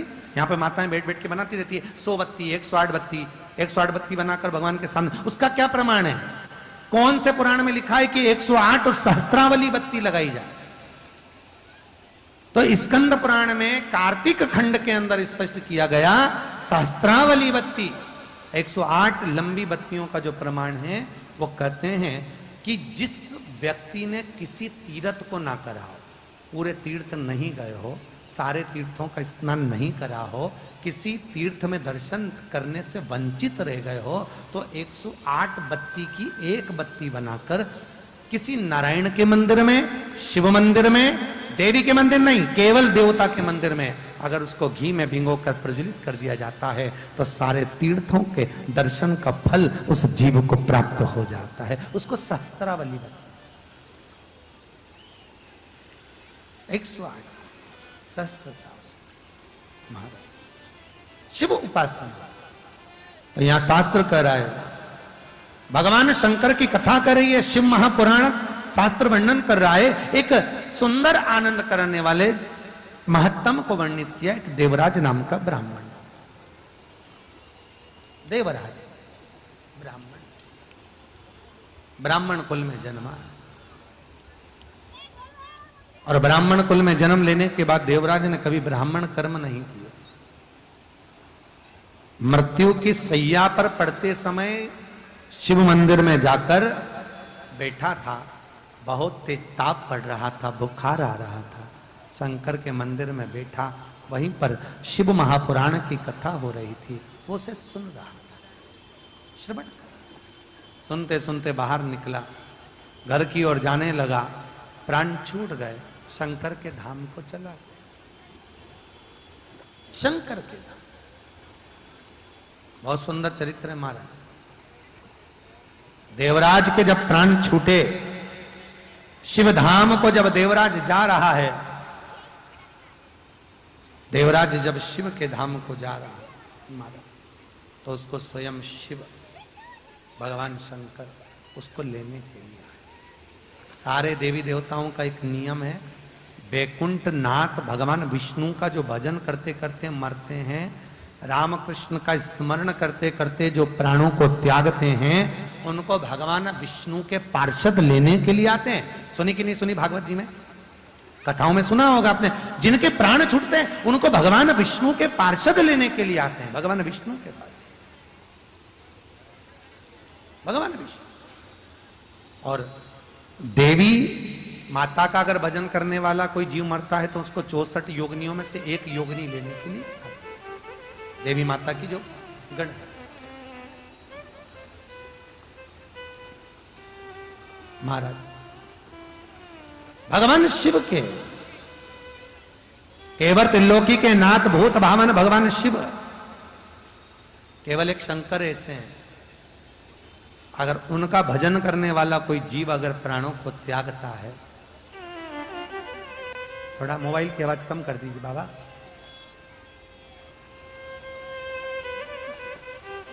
हर हर महा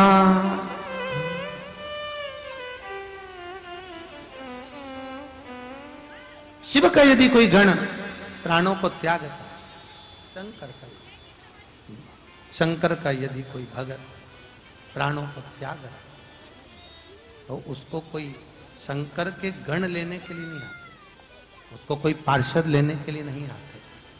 शंकर का भगत यदि प्राणों को त्यागता है तो भगवान शिव स्वयं उस जीव को लेने के लिए।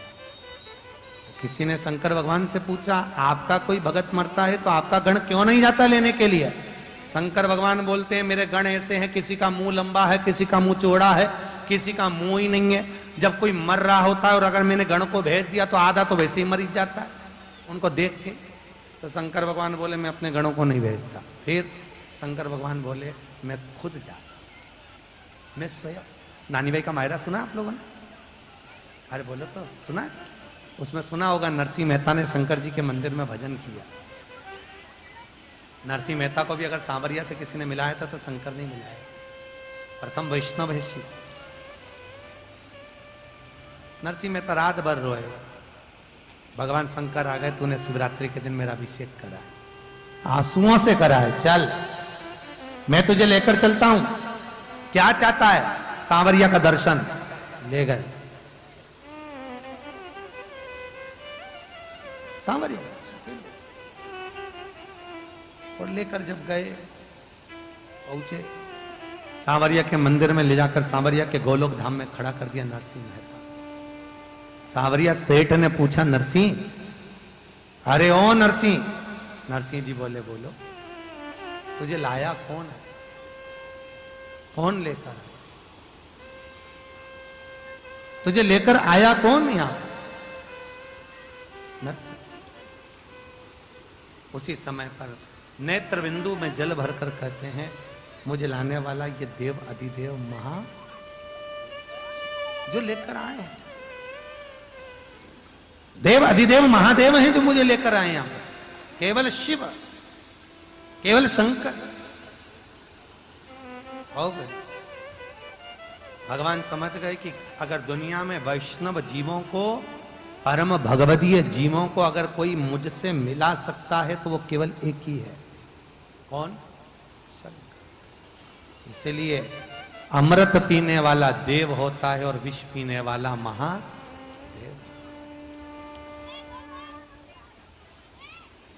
विष पीने वाला महा, अमृत तत्व की ओर जो जा रहे हैं, अमृत तत्व। महाराज देवराज के प्राण छूटे गए देवलोक भगवान शिव के धाम में। आगे वर्णन आया, एक बिंदुक नाम का ब्राह्मण था जिसकी धर्म पत्नी का नाम चंचुला देवी। क्या नाम है? बिंदुक भी ब्राह्मण है, ब्राह्मण कुल में जन्मा है और ब्राह्मण कुल में जन्म लेने के बाद भी वो सत्कर्म नहीं कर पाया, कभी जिंदगी में कोई अच्छा कर्म अपने जीवन में नहीं कर पाया। पर वेदव्यास जी ने बड़ा सुंदर लिखा है कि पुरुषों के नाम के आगे कभी धर्म नहीं लिखा, पर तुम्हारे नाम के आगे धर्म पत्नी लिखा है। क्या लिखा है? धर्म पत्नी। पतियों के नाम के आगे धर्म पति नहीं लिखा, कहीं धर्म पति नहीं लिखा गया, पर धर्म पत्नी का संबोधन क्यों लिखा? उसका कारण केवल इतना सा है कि पति कमाई कर लेकर आए, पति कमाए खूब पैसा लेकर आए, पर लाकर वो पैसा अगर देता है तो पत्नी के हाथ में देता है। धर्म पत्नी के हाथ में इसलिए देता है कि तू इसकी कमाई में से थोड़ा सा धर्म में लगाना, सत्कर्म में लगाना। मुझे धर्म इसलिए नहीं लिखा, वेदव्यास जी ने पति के नाम के आगे धर्म पति इसलिए नहीं लिखा क्योंकि पति को अगर घर चलाना है, परिवार पालना है, कुटुंब पालना है तो उसको झूठ बोलना पड़ेगा, बेईमानी करना पड़ेगी, कपट करना पड़ेगा, छल करना पड़ेगा, उसको एक का दो करना पड़ेगा, तब जाकर घर चला पाएगा।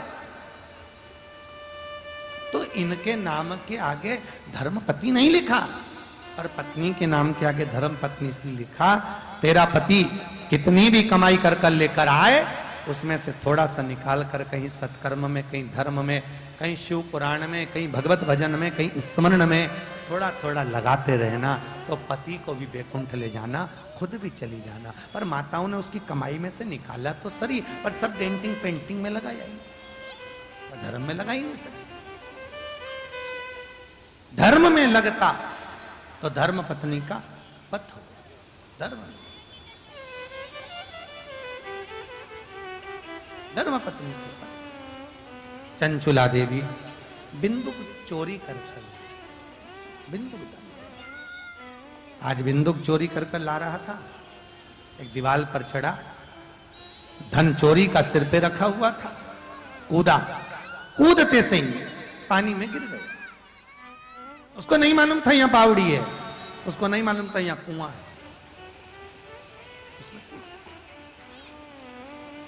जब गिरा प्राण छूट गया। भागवत, शिव पुराण, अग्नि पुराण तीनों कहती है तीन तरह से मरे हुए व्यक्ति को कभी वैकुंठ नहीं मिलता, तीन तरह से मरे हुए व्यक्ति को कभी स्वर्ग नहीं मिलता, तीन तरह से मरे हुए व्यक्ति को कभी मोक्ष नहीं होता, तीन तरह से मरा हुआ व्यक्ति कभी भगवान के धाम तक नहीं पहुंच पाता। पहला पानी में डूबकर मरा हुआ, दूसरा सर्प के डसे से मरा हुआ, तीसरा स्त्री के हाथ से मरा हुआ। ये जो बच्चे लोग कह देते हैं ना, कई बार लड़के लोग कहते हैं छोरी की याद में मर गया, उसके चक्कर में सुसाइड कर लिया। इनको एक बार शिव पुराण भागवत पुराण अच्छे से सुन लेना चाहिए कि तुम उसकी याद में मरोगे, प्राण त्यागोगे तो तुम्हारा जीवन ना तो नरक जाओगे ना कभी स्वर्ग जाओगे। प्रेत की योनि में जिंदगी भर इसी पृथ्वी पर प्रेत बनकर भटकते रहोगे, भूत बनकर, प्रेत बनकर। मुक्ति नहीं है। शिव पुराण कहती है मोक्ष नहीं है, मुक्ति है कहां? भटकोगे, ना कभी बैकुंठ मिला है ना कभी नरक मिला, पड़े हो, भटक रहे हो जगत में। जैसे कोई आप कभी सूरज की किरण आ रही हो, उस पे आप देखना दर्पण लगा के थोड़ा कान, तो ऐसे छोटे छोटे कण नजर आते हैं, बस उसी कण के रूप में ये प्रेत योनि में भटकता है। मुक्ति नहीं है। तीन तरह से मरे हुए व्यक्ति को कभी स्वर्ग नहीं, कभी परम पद नहीं, कभी बैकुंठ नहीं, कभी मोक्ष नहीं। पहला जम के बोलो, पानी में डूबकर मरा हुआ, दूसरा सर्प के डसे से मरा हुआ, और तीसरा स्त्री के हाथ से मरा। मोक्ष नहीं, मुक्तता नहीं। आंख में आंसू।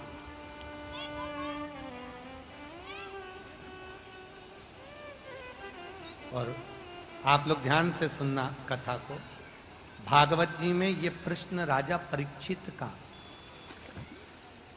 देवऋषि नारद ने भगवान ब्रह्मा से कहा था, परीक्षितम कथम वक्तु संभाय संस्थिते शुके।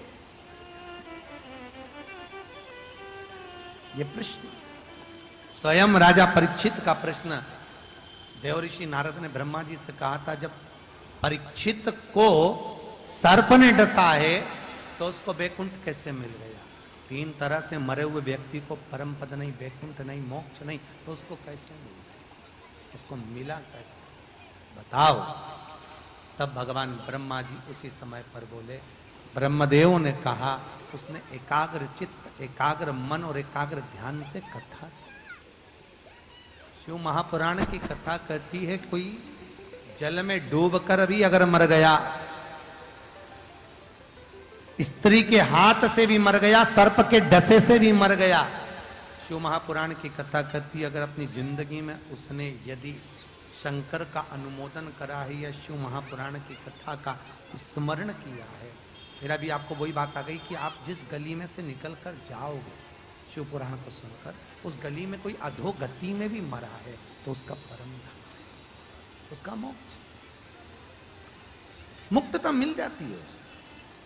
कहा एकाग्र चित्त से स्मरण से अगर किसी ने शिव महापुराण की कथा को सुना और यदि वो जीव का मात्र दर्शन हो गया, मात्र दर्शन, केवल दर्शन।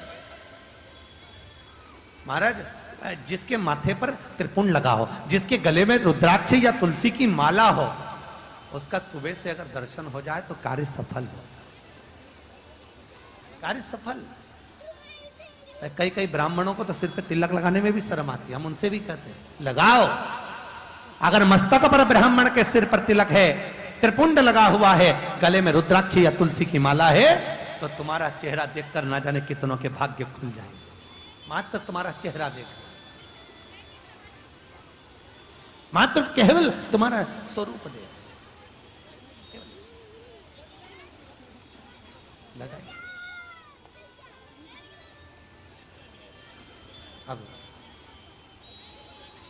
भगवान शिव की कथा करी, बिंदु के प्राण छूट गए, बिंदु के प्राण गए, चंचुला देवी रो रही है, अंतिम संस्कार कर। बहुत ध्यान से सुनना, शिव पुराण बार बार नहीं मिल सकती। किस्मत वाले हो जो आपको मिली है और आप सुन रहे हैं। ना जाने कितनी पीढ़ियों को तार दोगे केवल इस पुराण, और ना जाने कितने संशय आप लोग जो गलती करते आए वो मिट जाएंगे इस शिव पुराण से। जो जो हम पूजन में गलतियां करें वो सब निकल जाएगी, केवल यदि आपने 7 दिन की शिव पुराण को अपने जीवन में याद कर लिया। मट्टी का दिया, तांबे का दिया, पीतल का दिया, स्टील का दिया, कांसे का दिया, आटे का दिया, ये दीप तक का वर्णन शिव महापुराण में कि कौन सा दिया ज्यादा प्रबलता देता है, कौन से जल की प्रखरता, ये एक एक चीज का। बहुत ध्यान से सुनिएगा। बिंदुक का चंचुला देवी रो पड़ी, नैनों में जल है चंचुला के कि आज मेरा पति चले, आज मेरा पति समाप्त हो। आंखों में जल भरा था चंचुला के, नैनों से आंसू बह रहे थे चंचुला के। नगर के लोग सबकी सब आज काशी जा रहे हैं। चंचुला के मन में आ गया, पति का अंतिम संस्कार हो गया, सब काम हो गया, मैं भी काशी जाती हूं। जिंदगी में कभी चंचुला देवी काशी नहीं गई थी। और आप सब जानते हो पूरी दुनिया में केवल एक ही नगरी है काशी, जिसको अभिमुक्त नगरी कहते हैं। कौन सी नगरी है वो? अभिमुक्त। दुनिया का कोई संत यदि अपने प्राणों को त्यागना चाहता है तो वो काशी में त्यागना चाहता है। श्रीमद वल्लभाचार्य जी, आप लोगों में कई लोग होंगे ब्रह्म संबंधी, जिन्हें ब्रह्म संबंध भी लिया होगा। श्रीमद वल्लभाचार्य जी ने स्वयं गोवर्धन नाथ जी से पूछा, मेरे वल्लभ ने, कि गिरिराज बाबा मेरे प्राणों को मैं कहां छोड़ूं? तो गोवर्धन नाथ जी बोलते हैं आप काशी चले जाइए। काशी क्यों? तो गोवर्धन नाथ जी कहते हैं काशी की भूमि एक ऐसी भूमि है जहां पर माता पार्वती ने शंकर से 2 वर मांगे हैं। एक वर माता पार्वती शिव से कहती है कि जिन पति पत्नी में आपस में झगड़ा हो उसमें प्रेम बढ़े, झगड़ा हो तो प्रेम बढ़े। शिव जी ने कहा तथास्तु। आज भी पति पत्नी में झगड़ा होता है तो उनमें प्रेम बढ़ता है। जिस पति पत्नी में झगड़ा नहीं होता उनका झगड़ा एक दिन ऐसे होता है कि अदालत तक बात पहुंच जाती है। इसीलिए निवेदन है, झगड़ते रहो, प्रेम करते रहो, प्रेम। दूसरा वर मांगा, हमें दूसरा वर दीजिए।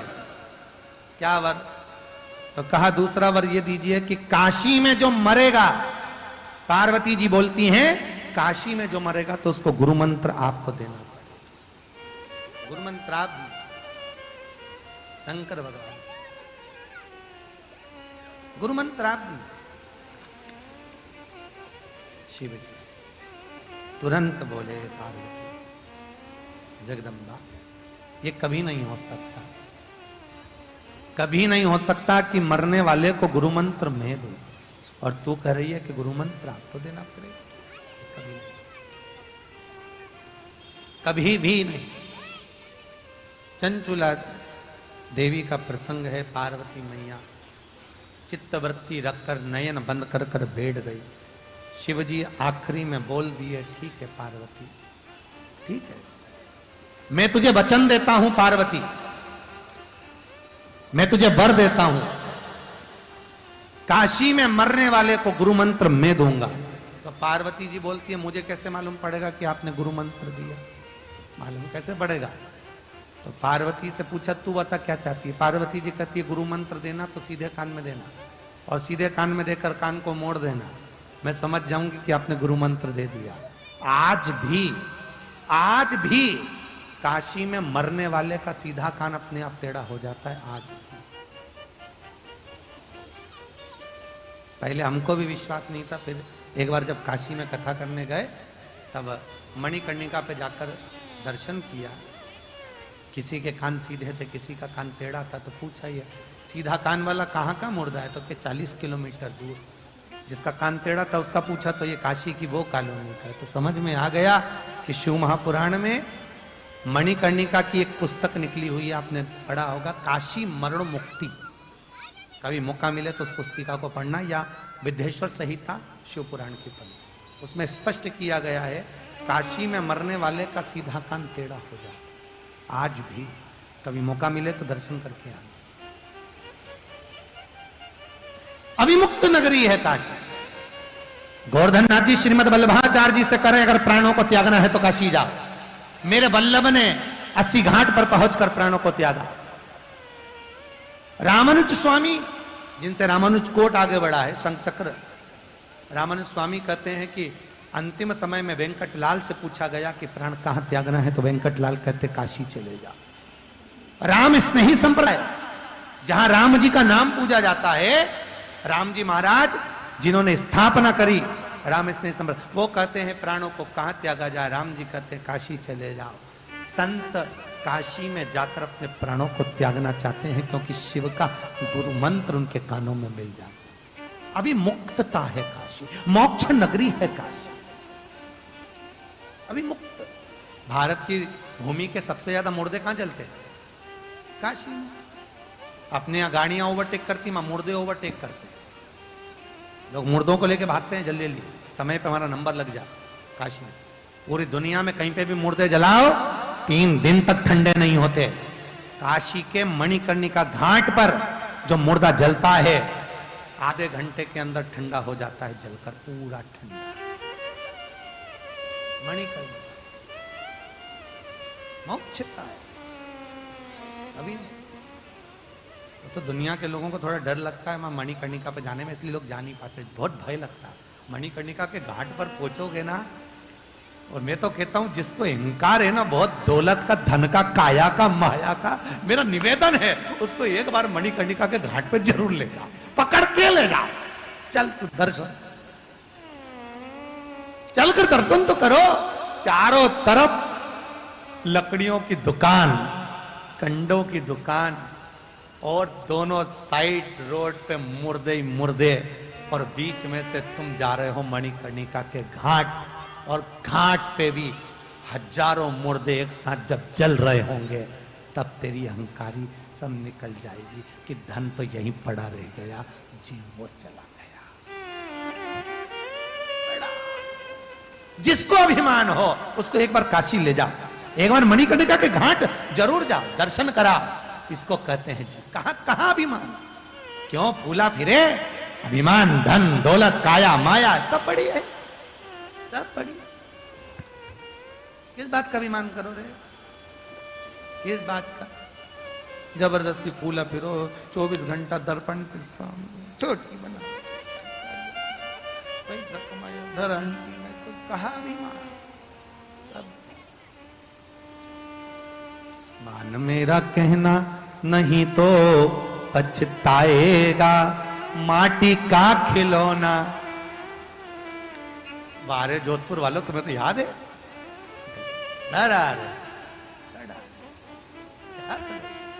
चंचुला, नयन जल था चंचुला के। काशी गई है और होना चाहिए। बिंदुक के जाने के बाद चंचुला देवी काशी पहुंची है शंकर की शरण में, और एक बेधव्य नारी, एक बेधव्य स्त्री क्या करती है पति के लिए, वो देख लीजिए।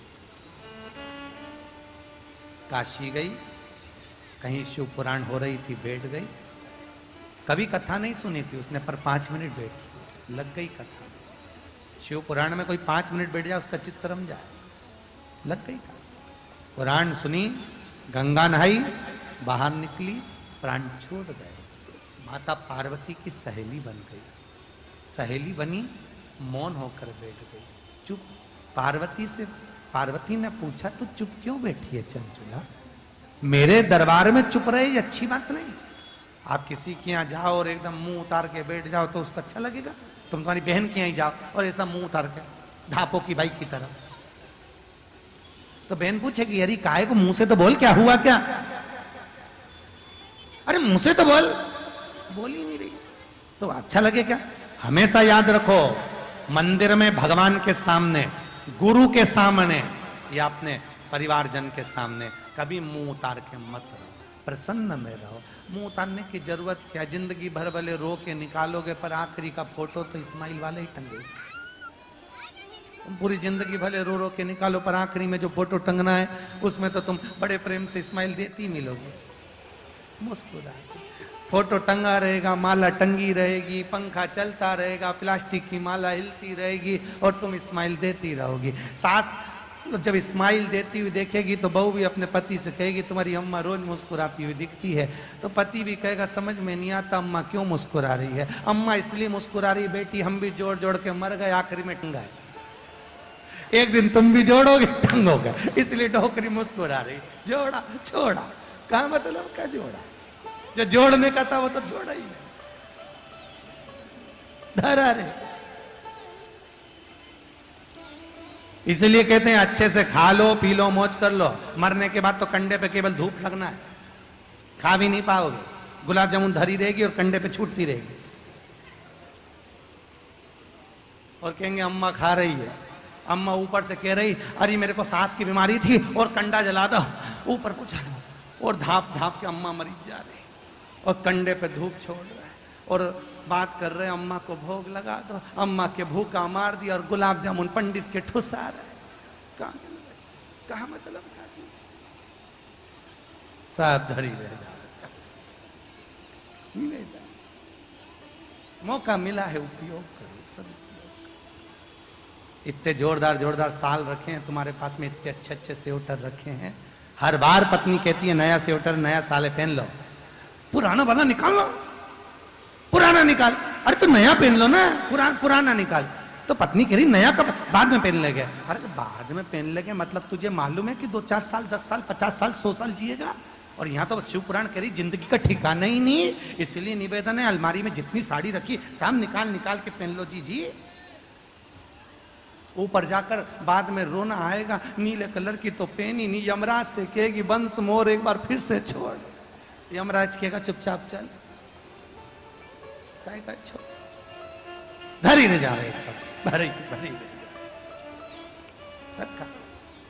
चंचुला देवी मौन बैठी थी। पूछ लिया पार्वती ने क्यों चुप बैठी? मेरे पति को मोक्ष नहीं मिला, प्रेत की योनि में पड़ा है, क्या करूं? पार्वती जी बोलती है शिव महापुराण की कथा करवा। पहुंच गई किससे? कि तुमरुका जी से। तुमरुका जी के पास गए, तुमरुका जी शिव पुराण करवाना।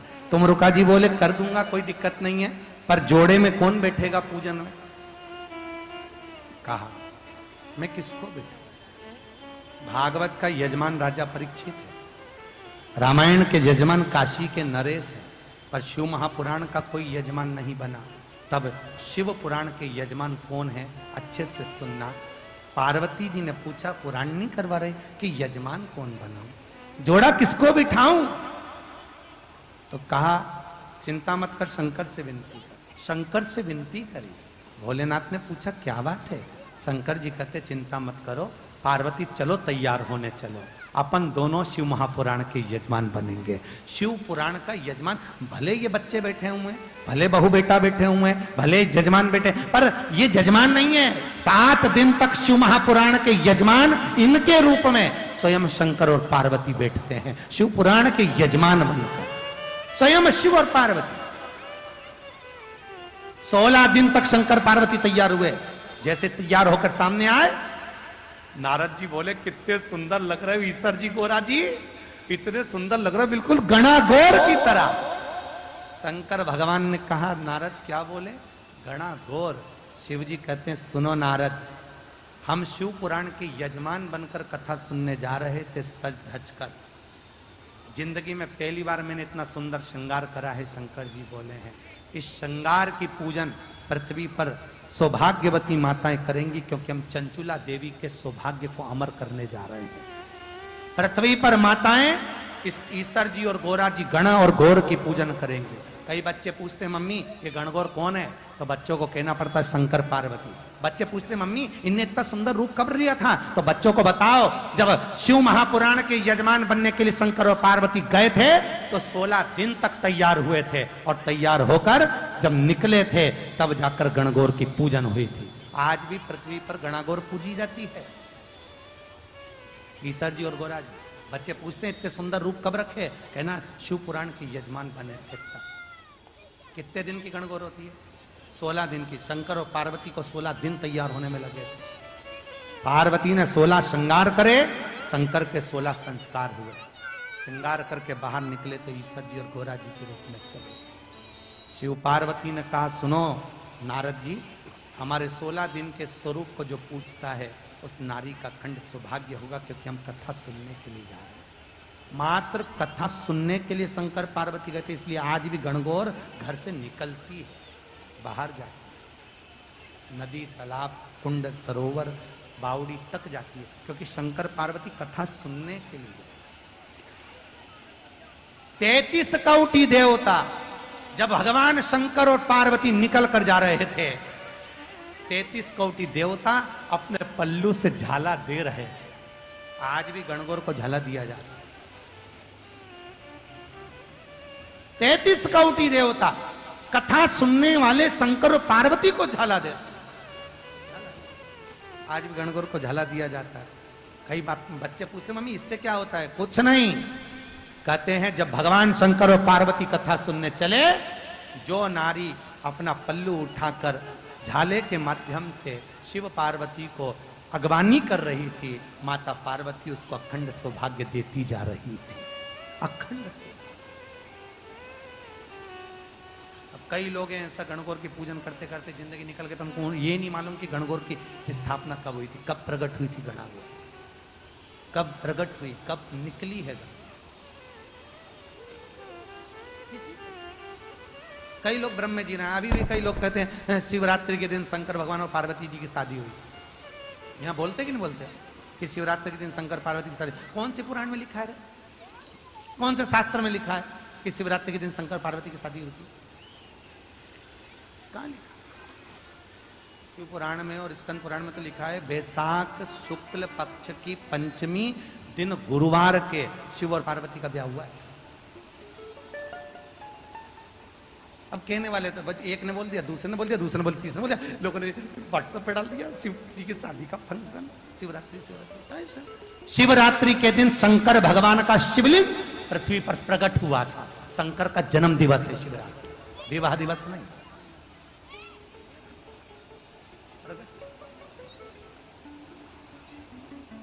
शिव कथा सुनने के लिए चले, शिव गणागौर बनकर चले। ऐसा गणगौर बनकर शिव पार्वती चलते हैं। आज की कथा को यहीं विराम की ओर लेते हैं। शंकर पार्वती कल कितना प्रवेश करते हैं, कल कथा में सुनेंगे।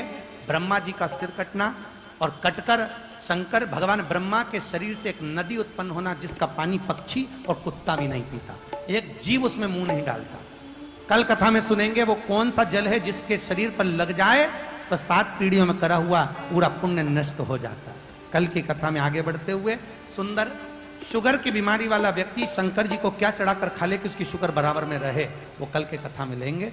आगे बढ़ेंगे कल की कथा की ओर। आज की कथा को यहाँ विराम देते हैं। अच्युतम कैशवम राम नारायण कृष्ण दामोदरम वासुदेवम श्रीधवम माधवम गोपिका वल्लभ जानकी नायकम श्री रामचंद्रम हरे राम राम राम हरे हरे हरे कृष्ण कृष्ण कृष्ण हरे। बोल काशी विश्वनाथ भगवान की हर हर महादेव, हर हर महादेव, हर हर महादेव।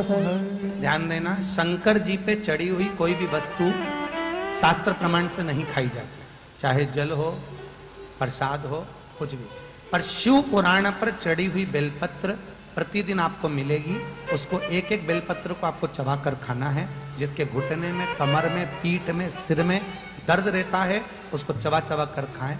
33 कोटि देवताओं का प्रसाद रात भर रख सकते हो, पर शंकर का प्रसाद रात भर नहीं रखा था। इसलिए बेलपत्र को पूरी रात मत रखना, शाम तक, रात तक अपने जब भी खाना हो पर खाना। बेलपत्री को चबा चबा कर खाना कितना आराम लगा, हमको लिखकर भेजना, हम बताएंगे आराम लगा कि नहीं लगा। एक एक चीज शिव को जो समर्पित होती है उसका बड़ा भाव है, उसको प्रेम से आनंद से ग्रहण करेंगे। आरती के बाद बेलपत्र लेकर जाना, तो बेलपत्र को अवश्य खाएंगे। आरती की तैयारी है, सब अपनी जगह पर खड़े होंगे।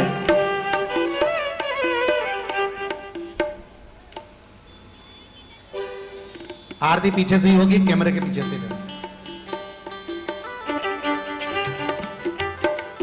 काशी विश्वनाथ जय शिवा ओमकारा भोले